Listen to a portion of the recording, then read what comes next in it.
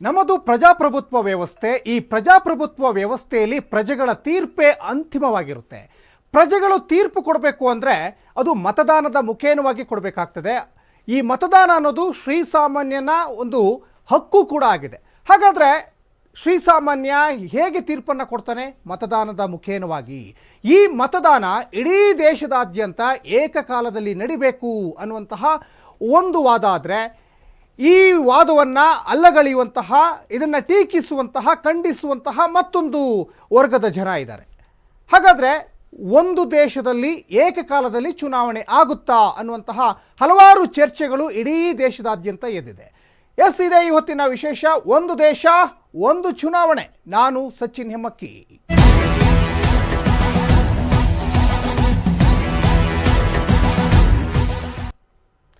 ವಿವಿಧತೆಯಲ್ಲಿ ಏಕತೆಯನ್ನು ಕಾಣುವಂತಹ ದೇಶ ಅಂದರೆ ಅದು ನಮ್ಮ ಭಾರತ. ಇಲ್ಲಿ ನಾನಾ ಭಾಷೆ ಮಾತಾಡುವಂತಹ ಆಚರಣೆ, ಆಚಾರ, ವಿಚಾರ, ಧರ್ಮ ಎಲ್ಲವೂ ಕೂಡ ವಿಧವಾಗಿದೆ, ವಿಧ ನಮೂನೆಯದಾಗಿದೆ. ಆದರೆ ಒಂದು ದೇಶ ಮತ್ತು ಒಂದು ಚುನಾವಣೆ ಅಂತ ಬಂದಾಗ ಇಲ್ಲಿ ಎಲ್ಲರೂ ಕೂಡ ಒಗ್ಗಟ್ಟಾಗಿರಬೇಕಾಗುತ್ತೆ ಅನ್ನುವಂತಹ ಒಂದು ಸಂದೇಶವನ್ನು NDA ನೇತೃತ್ವದ ಮೋದಿ ಸರ್ಕಾರ ಈಗ ಕೊಡಲಿಕ್ಕೆ ಮುಂದಾಗಿದೆ.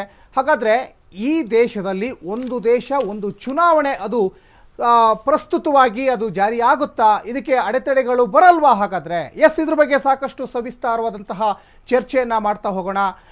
ಇವತ್ತಿನ ಈ ಒಂದು ಚರ್ಚಾ ಕಾರ್ಯಕ್ರಮದಲ್ಲಿ ಕಾಂಗ್ರೆಸ್ ವಕ್ತಾರರು ಜೊತೆಗೆ ಸಾಮಾಜಿಕ ಕಾರ್ಯಕರ್ತರೂ ಆಗಿರುವಂತಹ ಆನಂದ್ ಅವರು ಇದ್ದಾರೆ.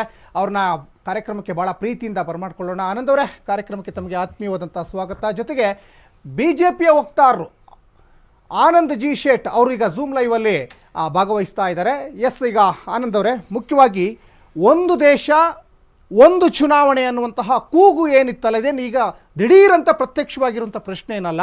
ಕಳೆದ ಲೋಕಸಭಾ ಚುನಾವಣೆ ಸಂದರ್ಭದಲ್ಲೇ ಮಾಜಿ ರಾಷ್ಟ್ರಪತಿ ರಾಮನಾಥ ಕೋವಿಂದ್ ಅವರ ಒಂದು ನಿಯೋಗ ಏನಿತ್ತಲ್ಲ, ಅದು ಕೇಂದ್ರ ಸರ್ಕಾರಕ್ಕೆ ವರದಿಯನ್ನು ಕೊಡುತ್ತೆ. ಯಾಕಂದರೆ ಆಲ್ರೆಡಿ ಅದ್ರ ಬಗ್ಗೆ ಒಂದು ಪಕ್ಕಾ ಪ್ರೀ ಪ್ಲ್ಯಾನ್ಡ್ ಇತ್ತು. ಇದೇನು ಸಡನ್ನಾಗಿ ಆಗಿರುವಂಥ ಡಿಸಿಷನ್ ಅಲ್ಲ.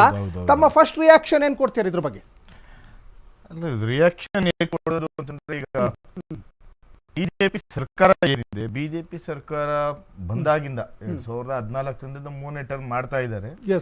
3ನೇ ಟರ್ಮ್ ಮಾಡ್ತಾ ಇರೋ ಸಮಯದಲ್ಲೂ ಕೂಡ ಇವರು ಬಹಳ ಸ್ಪಷ್ಟವಾಗಿ ಗೊತ್ತಾಗ್ತಾ ಇದೆ, ಇವ್ರು ಯಾವುದೇ ನಿರ್ಣಯಗಳನ್ನು ಸ್ಪಷ್ಟವಾಗಿ ತಗೋತಾ ಇಲ್ಲ. ಯಾವುದೇ ಒಂದು ಜನಾಭಿಪ್ರಾಯ ಆಗಲಿ ಅಥವಾ ಈ ಏನು ಪ್ರಜಾಪ್ರಭುತ್ವದ ವ್ಯವಸ್ಥೆಯಲ್ಲಿ ಎಲ್ಲರನ್ನು ವಿಶ್ವಾಸ ತಗೊಂಡು ನಡ್ಕೊಂಡು ಹೋಗ್ಬೇಕನ್ನೋ ಒಂದು ಪರಿಜ್ಞಾನ ಇಲ್ದೇನೆ ನೈಟ್ ಕನ್ಸ್ಬಿಡುತ್ತೆ, ಬೆಳಗದ್ದೆ ಅದನ್ನ ಇಂಪ್ಲಿಮೆಂಟ್ ಮಾಡೋಣ ಅನ್ನೋ ರೀತಿಯಲ್ಲಿ ಇವರು ವರ್ತಿಸ್ತಾ ಇದ್ದಾರೆ. ಅಫ್ಕೋರ್ಸ್ ಇದೇನು ಬಹಳ ಒಂದು ಹಿಸ್ಟಾರಿಕಲ್ ಮೂವ್ಮೆಂಟ್ ಆ ರೀತಿ ಅನ್ನೋಂಥ ಏನೋ ದೊಡ್ಡ ವಿಚಾರ ಏನಲ್ಲ. ಈಗಾಗಲೇ 1950 ಕಳೆದ ಲೋಕಸಭಾ ಚುನಾವಣೆಗಿಂತ ಮುಂಚೆನೆ ರಾಮನಾಥ್ ಕೋವಿಂದ್ ಅವರ ಒಂದು ನಿಯೋಗ ವರದಿ ಕೊಡ್ತಲ್ಲ ಕೇಂದ್ರ ಸರ್ಕಾರಕ್ಕೆ. ಸಡನ್ ಆಗಿ ಇವತ್ತಾಗಿರೋ ಡಿಸಿಷನ್ ಅಲ್ಲ. ಹೌದೌದು, ನಾವು ಅದನ್ನೇ ಹೇಳಕ್ಕೆ ಬರ್ತಾ ಇದ್ದೀವಿ. 1951ರಿಂದ ಒಂದು ಕಳೆದ ಒಂದು 3-4 ಬಾರಿ ಲೋಕಸಭೆ ಮತ್ತು ವಿಧಾನಸಭೆ ಎರಡೂ ಚುನಾವಣೆ ಒಟ್ಟಿಗೆ ನಡೆಸಿರುವಂತಹ ಉದಾಹರಣೆಗಳು ಇದೆ. 1962 ನಂತರ ಇದು ಅದನ್ನ ಕಂಟಿನ್ಯೂ ಮಾಡಕ್ ಆಗ್ತಾ ಇಲ್ಲ. ಕಾರಣಗಳು ವಿವಿಧ ಇದೆ, ಅದೆಲ್ಲರಿಗೂ ಗೊತ್ತಿದೆ. ಇಲ್ಲಿ ಏನಾಗ್ತಾ ಇದೆ ಅಂದ್ರೆ, ಏನಾಗುತ್ತೆ, ಒಂದೇ ಬಾರಿಯ ಒಂದು ಏಕಮುಖವಾದ ಏಕಪಕ್ಷೀಯವಾದಂತ ನಿರ್ಧಾರಗಳು ಪ್ರಜಾಪ್ರಭುತ್ವ ವ್ಯವಸ್ಥೆಯಲ್ಲಿ, ಅದರಲ್ಲೂ ಭಾರತದಂತ ದೇಶದಲ್ಲಿ ಸಾಧ್ಯ ಆಗೋದು ಬಹಳ ಕಷ್ಟ. ಏಕೆಂದ್ರೆ ನಾವು ಪ್ರಜಾಪ್ರಭುತ್ವದಲ್ಲಿ ಬಹಳ ನಂಬಿಕೆ ಇಟ್ಟಿರುವಂತವರು, ಅದರಲ್ಲೂ ಕೂಡ ಬೇರೆ ಪಕ್ಷಗಳು, ಕಾಂಗ್ರೆಸ್ ಪಕ್ಷ ಆಗ್ಬೋದು, ಇನ್ನಿತರ ನ್ಯಾಷನಲ್ ಪಾರ್ಟಿಗಳೆಲ್ಲ ಈ ಪ್ರಜಾಪ್ರಭುತ್ವದ ಅಸ್ತಿತ್ವದ ಮೇಲೆ ನಿಂತಿರುವಂತದ್ದು. ನೀವು ತೆಗೆದುಕೊಳ್ಳುವಂತಹ ನಿರ್ಧಾರಗಳು ಏಕಪಕ್ಷೀಯವಾಗಿದೆ. ಇದು ಕಳೆದ ಬಾರಿಯೇ ಒಂದೇನದು ಸಂಸತ್ನಲ್ಲಿ ಮಂಡಿಸಬೇಕಾಯಿತು, ಆಗ ರಾಜ್ಯಸಭೆಯಲ್ಲಿ ಅದು ತಿರಸ್ಕಾರ ಆಗುತ್ತೆ ಅಂತ ಬಹಳ ಸ್ಪಷ್ಟವಾಗಿ ಬಿಜೆಪಿಯ ನಾಯಕರಿಗೆ ಗೊತ್ತಿದ್ದು ಈ ಬಾರಿ ಅದನ್ನ ಪ್ರಯೋಗ ಮಾಡ್ತಾ ಇದ್ದಾರೆ. ಸ್ವಾಗತ ಮಾಡೋಣ ಅನ್ನೋದಕ್ಕೆ ಇದೆಲ್ಲರಿಗೂ ಅನುಕೂಲವಾಗುವಂತದ ಮೊದಲನೆಯ ಪ್ರಶ್ನೆ ನಮಗೆ. ಇದು ನೀವು ಯಾರ ಜೊತೆ ಚರ್ಚೆ ಮಾಡಿದ್ದೀರಾ? ರಾಜ್ಯ ಸರ್ಕಾರಗಳ ಜೊತೆ ಚರ್ಚೆ ಮಾಡಿದ್ದೀರಾ? ಇದೇನಿದೆ, ಪರಿಣಾಮಗಳೇನಿದೆ, ಅನುಕೂಲ ಏನಿದೆ, ಅನಾನುಕೂಲ ಏನಿದೆ, ಸಾರ್ವತ್ರಿಕವಾಗಿ ಅದು ನಡಿಬೇಕಾಗಿರುವಂತ ಚರ್ಚೆ. ಈ ಕೇವಲ ಒಂದು ಪಕ್ಷಕ್ಕೆ ಮಾತ್ರ ಸೀಮಿತವಾದಂತಹ ತೀರ್ಮಾನ ಅಲ್ಲ, ಕೇವಲ ಒಂದು ಪಕ್ಷಕ್ಕಾಗಲಿ ಒಂದ್ ಯಾವ್ದೋ ಒಂದು ಸಂಘ ಸಂಸ್ಥೆಗಲ್ಲ ಇರೋದು ಪ್ರಧಾನಿಗಳು ಇಡೀ ದೇಶಕ್ಕೇನೆ ಅವರು ಪ್ರಧಾನಿಗಳು. ಇದು ಚುನಾವಣೆ ಪ್ರಕ್ರಿಯೆ ಮೂಲಕವಾಗಿ ತಮ್ಮ ಪಕ್ಷ ಇವಾಗ ಏನದು ಬಹುಮತನೂ ಇಲ್ಲ ಬಿಡಿ. ಈಗ NDA ನೇತೃತ್ವದ ಮೋದಿ ಸರ್ಕಾರ ವಿಪಕ್ಷದಲ್ಲಿದ್ದಂತ ಕಾಂಗ್ರೆಸ್ನ ಮಾತು ಕೇಳಲಿಲ್ಲ ಅಂತ ನೀವು ಹೇಳ್ತಾ ಇದ್ದೀರಾ? ವಿಪಕ್ಷದಲ್ಲಿ ಕಾಂಗ್ರೆಸ್ ಮಾತ್ರ ಇಲ್ಲ ಸರ್, ಇಂಡಿಯಾ ಒಕ್ಕೂಟ ಇದೆ. ಅಲ್ಲ ಮೇಜರ್ ಆಗಿ ಕಾಂಗ್ರೆಸ್ ಕಾಂಗ್ರೆಸ್ ಎಲ್ಲಾನು ಮಾಡ್ಬೇಕು ಅನ್ನೋದು ಅಲ್ಲ, ಈಗ ಮೇಜರ್ ಆಗಿ ಕಾಂಗ್ರೆಸ್ ಕಾಣಿಸ್ಕೊಳ್ತಾ ಇದೆ. ಸರ್ ಹೇಳಕ್ ಬರ್ತಾ ಇರೋದು ಇದು ಒಂದು ಪ್ರಜಾತಂತ್ರ ವ್ಯವಸ್ಥೆ. ಎಸ್, ಪ್ರಜಾತಂತ್ರ ವ್ಯವಸ್ಥೆಯಲ್ಲಿ ವಿರೋಧ ಪಕ್ಷವಾಗ್ಬೋದು ಅಥವಾ ಆಡಳಿತ ಪಕ್ಷಗಳಾಗ್ಬೋದು ಎಲ್ಲರನ್ನು ವಿಶ್ವಾಸಕ್ಕೆ ತೆಗೆದುಕೊಳ್ಳಬೇಕಾದಂತ ನಿರ್ಧಾರ ಇದು. ನೀವು ಏಕಕಾಲದಲ್ಲೇ ತೆಗೆದುಕೊಳ್ಳುವಂತ ನಿರ್ಧಾರಗಳು, ಏಕಪಕ್ಷೀಯವಾಗಿರುವಂತ ನಿರ್ಧಾರಗಳು ಸಾರ್ವತ್ರಿಕವಾಗಿ ಎಷ್ಟು ಅನುಕೂಲವಾಗಿರುತ್ತದೆ. ನೀವು ತಗೊಂಡ್ರೆ ಎಲ್ಲಾ ನಿರ್ಧಾರಗಳು, ಬಿಜೆಪಿಯಲ್ಲಿ ತಗೊಂಡ್ರೆ ಅನೇಕ ನಿರ್ಧಾರಗಳು ಎಲ್ಲನೂ ಕೂಡ ಮಕಾಡೆ ಮಲಗಿದೆ. ಅದ್ರಲ್ಲಿ ಬೇಕಾದ್ರೆ ಉದಾಹರಣೆಗಳನ್ನು ಕೊಡ್ತೀನಿ. ನಮ್ಮ ಬಿಜೆಪಿ ಸ್ನೇಹಿತರು ಬರ್ಲಿ, ಈಗ ಅವರು ಕೂಡ ನೀವು ಆಹ್ವಾನ ಮಾಡ್ತೀರಾ ಅನ್ಸುತ್ತೆ. ಅವಾಗ ನಾವು ಅವ್ರ ಜೊತೆ ಸವಿಸ್ತಾರವಾಗಿ ಚರ್ಚೆ ಮಾಡೋಣ. ನಮ್ಗೆ 1 ಅವರ್ ಒಂದು ಗಂಟೆಗಳ ಕಾಲ ನಮ್ಗೆ ಅವಕಾಶ ಇರ್ತದೆ, ಚರ್ಚೆ ಮಾಡೋಣ. ಆಮೇಲೆ ಈ ರೀತಿಯಾದ ಕೆಲವು ನಿರ್ಧಾರಗಳು, ಏಕಪಕ್ಷೀಯವಾದ ನಿರ್ಧಾರಗಳು ಪ್ರಜಾಪ್ರಭುತ್ವಕ್ಕೆ ಮಾರಕವಾದಂತ ನನ್ನ ಅಭಿಪ್ರಾಯ. ಓಕೆ, ಈಗ ನೀವು ವಿಪಕ್ಷ ಇತ್ತು, ಅದನ್ನ ನೀವು ಕೇಳಲಿಲ್ಲ, ವಿಶ್ವಾಸಕ್ಕೆ ತೆಗೆದುಕೊಳ್ಳಲಿಲ್ಲ ಅಂತ ಹೇಳ್ತಾ ಇದ್ದೀರಾ. ಈಗ ಒಂದು ದೇಶ ಒಂದು ಚುನಾವಣೆ ಆದ್ರೆ ಅನಾನುಕೂಲ ಏನಾಗುತ್ತೆ ಅಂತ ಹೇಳಿ ಸ್ವಲ್ಪ. ಅನಾನುಕೂಲ ಸರ್, 1951ರಿಂದ 62ವರೆಗೂ ಸುಮಾರು 3-4 ಬಾರಿ ನಡೆದಂತ ಚುನಾವಣೆಗಳು ಯಾಕೆ ಅದು ಕಂಟಿನ್ಯೂ ಆಗಲಿಲ್ಲ, ಯಾಕೆ ಮುಂದುವರಿತಾ ಬರಲಿಲ್ಲ? ಕಾರಣಗಳು ಅನೇಕ ಇದೆ. ನೀವು ಉದಾಹರಣೆಗೆ ಹೇಳ್ಬೇಕಾದ್ರೆ ಬಿಜೆಪಿ ಸ್ನೇಹಿತರಿಗೆ ಇದ್ರೆ ನಾವು ಕೇಳಬಹುದಾಗಿತ್ತು, ಅವರೇ ಅದಕ್ಕೆ ಉತ್ತರವನ್ನು ಕೊಡ್ಬೇಕಾಯ್ತು. ಇವರಿಗೆ ತೊಂದರೆ ಆಗೋದು ಜಾಸ್ತಿ, ಕುದುರೆ ವ್ಯಾಪಾರ ಮಾಡೋದು ಇವರೇ ಅಲ್ಲ. ಮಹಾರಾಷ್ಟ್ರದಲ್ಲಿ ಏನಾಯ್ತು, ಕರ್ನಾಟಕದಲ್ಲಿ ಏನ್ ಮಾಡಿದ್ರು, ಈ ರೀತಿ ಸರ್ಕಾರಗಳನ್ನ ಬೀಳ್ಸೋದು. ಈಗ ಆಯ್ತು, ಒಂದು ವೇಳೆ ಏನಾದ್ರೂ ಪತನಗೊಂಡ್ರೆ ಸರ್ಕಾರ ಅವಿಶ್ವಾಸ ಮಂಡಳಿಸಿ ಏನಾದ್ರು ಒಂದು ವೇಳೆ ಸರ್ಕಾರ ಹೋಯ್ತಂದ್ರೆ ಯಾವ ರೀತಿ ನೀವು ಸರ್ಕಾರ ನಡೆಸ್ತೀರಾ? ಈಗ ಇನ್ನು ನಮ್ಗೆ, ನಾನು ಕೂಡ ಸಮಿತಿ ಏನ್ ಕೊಟ್ಟಿದ್ದಾರೆ ವರದಿ ಅಂತ ನಾನು ಕೂಡ ಅದರ ಸವಿಸ್ತಾರವಾದಂತ ಇದನ್ನು ಓದಿಲ್ಲ. ನಾನು ಈಗ ಜನರಲ್ ಆಗಿ ಹೇಳ್ಬೇಕಾದ್ರೆ, ಜನರಲ್ ಆಗಿ ಈಗ ನೋಡಿ, ಪದೇ ಪದೇ ನೀತಿ ಸಂಹಿತೆ ಜಾರಿ ಮಾಡೋದು ತಪ್ಪಬಹುದು. ಈಗ ಒಂದು ಚುನಾವಣೆ ನಡಿಬೇಕಂದ್ರೆ, ಒಂದು ಸ್ಟೇಟ್ ಅಲ್ಲೇ ಚುನಾವಣೆ ನಡಿಬೇಕಂದ್ರೆ ಸಾವಿರಾರು ಕೋಟಿ ಖರ್ಚಾಗ್ತಾ ಇರುತ್ತೆ ಅಲ್ವಾ? ಅದು ಇಲ್ಲಿ ಕಂಟ್ರೋಲ್ ಆಗುತ್ತೆ ಅಲ್ವಾ? ಅಂದರೆ ಈ ಥರ ಒಂದಿಷ್ಟು ಜನರಲ್ ಆಗಿ ಒಂದಿಷ್ಟು ಕಂಟ್ರೋಲ್ ಮಾಡ್ಬೋದು ಕೆಲವೊಂದು. ಮತ್ತು ಸಮಯ ವ್ಯರ್ಥ ಆಗಲ್ಲ. ಪದೇ ಪದೇ ಚುನಾವಣೆಗೋಸ್ಕರ ಸಮಯ ವ್ಯರ್ಥ ಆಗ್ತಾ ಇರ್ತದೆ, ಹಣ ವ್ಯರ್ಥ ಆಗ್ತಾ ಇರ್ತದೆ. ಎಸ್, ಬಿಜೆಪಿ ವಕ್ತಾರರು ಈಗ ಸಂಪರ್ಕಕ್ಕೆ ಬಂದಿದ್ದಾರೆ, ಝೂಮ್ ಲೈವ್ಗೆ ಬಂದಿದ್ದಾರೆ. ಅರುಣ್ ಜಿ ಶೇಟ್ ಅವರೇ, ಕಾರ್ಯಕ್ರಮಕ್ಕೆ ತಮಗೆ ಸ್ವಾಗತ. ನಮಸ್ತೆ ಸರ್. ಅರುಣ್ ಜಿ ಶೇಟ್ ಅವರೇ, ಮುಖ್ಯವಾಗಿ ಮೋದಿ ಸರ್ಕಾರ 3ನೇ ಬಾರಿಗೆ ಮೈತ್ರಿ ಸರ್ಕಾರ, ಮೋದಿಯವರ ಮೈತ್ರಿ ಸರ್ಕಾರ 100 ದಿನವನ್ನು ಪೂರೈಸಿದೆ. 74ನೇ ಜನ್ಮ ದಿನಾಚರಣೆಯನ್ನು ಇಡೀ ರಾಷ್ಟ್ರವ್ಯಾಪಿ ನರೇಂದ್ರ ಮೋದಿಯವರ ಒಂದು ಜನ್ಮ ದಿನಾಚರಣೆಯಿಂದ ಕಾರ್ಯಕರ್ತರು ಆಚರಣೆಯನ್ನು ಮಾಡ್ತಾ ಇದ್ದಾರೆ. ಅದರ ಜೊತೆಗೇನೆ ಒಂದು ದೇಶ ಒಂದು ಚುನಾವಣೆ ಅನ್ನುವಂತಹ ಒಂದು ಮಾತನ್ನು ಕೂಡ ಅಮಿತ್ ಶಾ ಅವರು ಹೇಳಿದ್ರು. ಆದರೆ ಇದನ್ನು ಕಾಂಗ್ರೆಸ್ನವರು ಅಲ್ಲಗಳಿತಾ ಇದ್ದಾರೆ.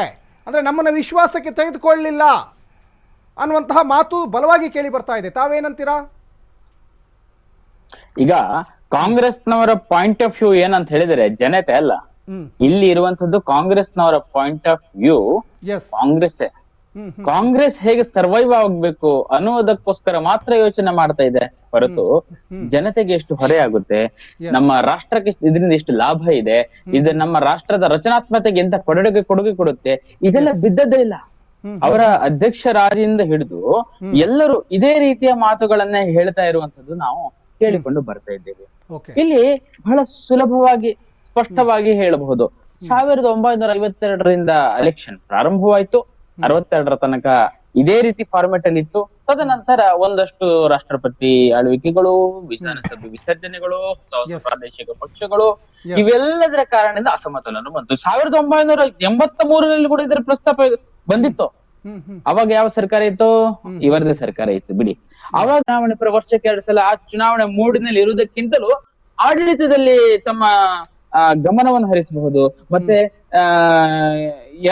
ಹಾಗೇನೆ ಬಹಳಷ್ಟು ಇದರಲ್ಲಿ ಉದಾಹರಣೆಗೆ ಕೇವಲ ಚುನಾವಣೆ ಅಂತ ಹೋದ್ರೆ ರಾಜಕೀಯ ಕಾರ್ಯಕರ್ತರು ಬೇಸತ್ತ ಅವತ್ತು ನೋಡಿದ್ರೆ ಚುನಾವಣೆಗೆ ತಯಾರಿಕೆ ಆಗ್ಬೇಕು, ರಾಜಕೀಯ ಪಕ್ಷಗಳು ಅದಕ್ಕೆ ಹಣವನ್ನು ಕೂಡ ಹೊಂದಾಣಿಕೆ ಮಾಡ್ಬೇಕು. ಇವೆಲ್ಲದರಿಗಿಂತ ಮುಕ್ತಿ ಹೊಂದಿ ಒಂದು ದೇಶ ಒಂದು ಚುನಾವಣೆ ಮಾಡಿದ್ರೆ, ಒಂದು ದೇಶ ಒಂದು ಚುನಾವಣೆ ಮಾಡಿದ್ರೆ ಅದ್ಭುತವಾಗಿರತಕ್ಕಂಥ ಲಾಭವನ್ನು ನಾವು ಇದರಿಂದ ಪಡೆದುಕೊಳ್ಳಬಹುದು, ಪ್ರಜಾಪ್ರಭುತ್ವವನ್ನು ಮತ್ತಷ್ಟು ಗಟ್ಟಿ ಮಾಡಬಹುದು ಅನ್ನೋದಕ್ಕೋಸ್ಕರ ಈ ಯೋಚನೆಯನ್ನು 2017ರಲ್ಲಿ ನೀತಿ ಆಯೋಗದಲ್ಲಿ ಎದುರುಗಡೆ ಇದು ಬಂದಿತ್ತು. ಮತ್ತೆ ಅವರ ಒಂದಷ್ಟು ಅಧ್ಯಯನ ಮಾಡಿಸಿ ಇದನ್ನು ಸಮ್ಮತಿ ಮಾಡಿತ್ತು. ಅದರ ನಂತರ ನಮ್ಗೆ ಗೊತ್ತಿದೆ ರಾಮನಾಥ್ ಕೋವಿಂದ್ ಅವರ ಹಿರಿಯ ಅಧ್ಯಕ್ಷತೆಯಲ್ಲಿ ಈಗ ಅದರದ್ದು 18,000 ಪುಟಗಳ ಸಂಪೂರ್ಣ ವಿಮರ್ಶಾತ್ಮಕವಾಗಿರತಕ್ಕಂತ ಒಂದು ವರದಿಯನ್ನು ಕೊಟ್ಟಿದೆ. ಅದನ್ನು ಅಕ್ಸೆಪ್ಟ್ ಮಾಡಿಕೊಂಡಿದೆ ನಮ್ಮ ಸರ್ಕಾರ ಈ ಹೊತ್ತಿನಲ್ಲಿ. ಮತ್ತೆ ಇಡೀ ದೇಶ ಇದಕ್ಕೆ ಹೌದು ಇದು ಬೇಕು, ಇದು ಆಗ್ಲೇಬೇಕು ಅಂತ ಹೇಳ್ತಾ ಇದೆ. ಕೆಲವಷ್ಟು ವಿರೋಧ ಪಕ್ಷಗಳು ತಾವು ವಿರೋಧ ವ್ಯಕ್ತಪಡಿಸಬೇಕು ಅನ್ನತಕ್ಕಂಥ ನೆಲೆಗಟ್ಟಿನಲ್ಲಿ ಒಂದಷ್ಟು ವಿರೋಧಗಳು ಅಂತ ಹೇಳಿ ಮಾಡ್ತೇವೆ. ಆದ್ರೆ ಇದಕ್ಕೊಂದು ಮುಖ್ಯವಾಗಿ ಈಗ ಒಂದು ದೇಶ ಒಂದು ಚುನಾವಣೆ, ಇದು ಇಡೀ ರಾಷ್ಟ್ರವ್ಯಾಪಿ ಅನುಕೂಲ ಆಗುತ್ತೆ, ಒಂದು ಚುನಾವಣಾ ವೆಚ್ಚ ಕಡಿಮೆ ಆಗುತ್ತೆ, ನೀತಿ ಸಂಹಿತೆ ಪದೇ ಪದೇ ಹೇರೋದು ಕಮ್ಮಿ ಆಗುತ್ತೆ, ನೀವೆಲ್ಲ ಹೇಳೋದು ಓಕೆ ಒಪ್ಕೊಳ್ತೀವಿ.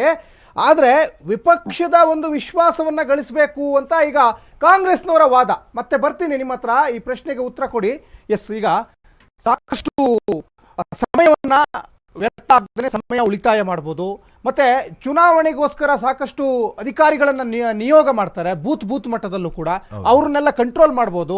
ಯಾಕಂದ್ರೆ ಒಂದು ವಿಧಾನಸಭೆ ಇರ್ಬೋದು, ಲೋಕಸಭೆ ಇರ್ಬೋದು, ಸಪ್ರೇಟ್ ನಡೆದ್ರೆ ಸಾಕಷ್ಟು ಅದರಲ್ಲೂ ಕೂಡ ಒಂದಿಷ್ಟು ಎಲ್ಲವೂ ವ್ಯರ್ಥ ಆಗೋದು ಕಂಟ್ರೋಲ್ ಮಾಡ್ಬೋದು ಅಂತ ಅವ್ರ ವಾದ. ಎಸ್, ಅಲ್ಲ ನಮ್ಮ ಸ್ನೇಹಿತರಿಗೆ ನಾನು ಕೇಳಕ್ ಬಯಸ್ತಿದ್ದೀನಿ ಸರ್, ತಾವು ತಗೊಂಡಿರುವಂತಹ ನಿರ್ಧಾರ ಬಹಳ ಸ್ವಾಗತಾರ್ಹ ಅನ್ನಷ್ಟು ಈ ವ್ಯವಸ್ಥೆ ಇಲ್ಲ. ಯಾಕೆ ಅಂತಂದ್ರೆ ಇದೊಂದು ಒಕ್ಕೂಟ ವ್ಯವಸ್ಥೆಯಲ್ಲಿ ಇರೋದು. ಎಸ್, ನಾವು ಒಕ್ಕೂಟ ವ್ಯವಸ್ಥೆಗೆ ಧಕ್ಕೆ ಆಗುವಂತಹ ಯಾವ ಕೆಲಸನೂ ಆಗ್ಬಾರ್ದಲ್ಲ. ಈಗ ಸಿಕ್ಕಿಂ ಆಗ್ಬೋದು, ಆಂಧ್ರ ಪ್ರದೇಶ ಆಗ್ಬೋದು, ಒಡಿಶಾದಲ್ಲಿ ಆಗ್ಬೋದು, ಈ ಬಾರಿ ನಡೆದಂತ ಚುನಾವಣೆಯಲ್ಲೇನೆ ಅವರು ಲೋಕಸಭೆಗೂ ಮತ್ತೆ ವಿಧಾನಸಭೆಗೆ ಎರಡಕ್ಕೂ ವೋಟ್ ಮಾಡಿದ್ದಾರೆ ಅವರು, ಅಲ್ವಾ? ಓಕೆ. ಈಗ ನನಗೆ ಗೊತ್ತಿರುವಂತ ಈಗ ಪ್ರಸ್ತುತ ಇರುವಂತ ಏನ್ ಚುನಾವಣೆ ಬರ್ತಾ ಇದೆ, ಹರಿಯಾಣ ಆಗ್ಬೋದು, ಮಹಾರಾಷ್ಟ್ರ ಆಗ್ಬೋದು, ಜಮ್ಮು ಕಾಶ್ಮೀರ ಆಗ್ಬೋದು, ಈ ಚುನಾವಣೆಗಳಲ್ಲಿ ಇಡೀ ದೇಶಕ್ಕೆ ಅವರು ಏನ್ ಕೊಟ್ಟಿದ್ದೀರಾ ಅಂತ ಹೇಳ್ಬೇಕಾಗುತ್ತೆ. ಅಲ್ಲ, ಈಗ ಅಟ್ ಎ ಟೈಮ್ ಅವರು ಅಂದ್ರು, ಈಗ ಅರುಣ್ ಅವರು ಅಂದ್ರು, ಅಂದ್ರೆ ಕಾಂಗ್ರೆಸ್ಸಿಗೆ ಇದರಿಂದ ಏನ್ ಲಾಭ ಆಗುತ್ತೆ ಅದನ್ನ ಮಾತ್ರ ನೋಡ್ತಾ ಇದ್ದಾರೆ ಅವರು, ಇಡೀ ದೇಶಕ್ಕೆ ಏನ್ ಲಾಭ ಆಗುತ್ತೆ ಅಂತ ನಾವು ನೋಡ್ತಾ ಇದೀವಿ ಅಂತ ಬಿಜೆಪಿ ಹೇಳ್ತಾ ಇದ್ದಾರೆ. ಅವ್ರು ಯಾವಾಗ್ಲೂ ಹೇಳೋದು ಅದೇ ತರನೇ, ನಾವು ಮಾಡ್ತಾ ಇರೋ ಜನಕ್ಕೆ ಲಾಭ, ಜನಕ್ಕೆ ಅಷ್ಟು ಲಾಭ ಕೊಟ್ಟಿದ್ದಾರೆ ಅಂತ ಕೇಳಕ್ ಹೇಳಿ, ಒಂದ್ 4 ಯೋಜನೆಗಳು ಹೇಳಕ್ ಹೇಳಿ ನೋಡೋಣ. ಅಲ್ಲ ಅವ್ರ ಹತ್ರ ಹೋಗ್ತೀನಿ. 4 ಯೋಜನೆಗಳು ಇವಾಗ ಕಾಂಗ್ರೆಸ್ ಸರ್ಕಾರದವರಾದ್ರೆ ಹೇಳ್ಬೋದು.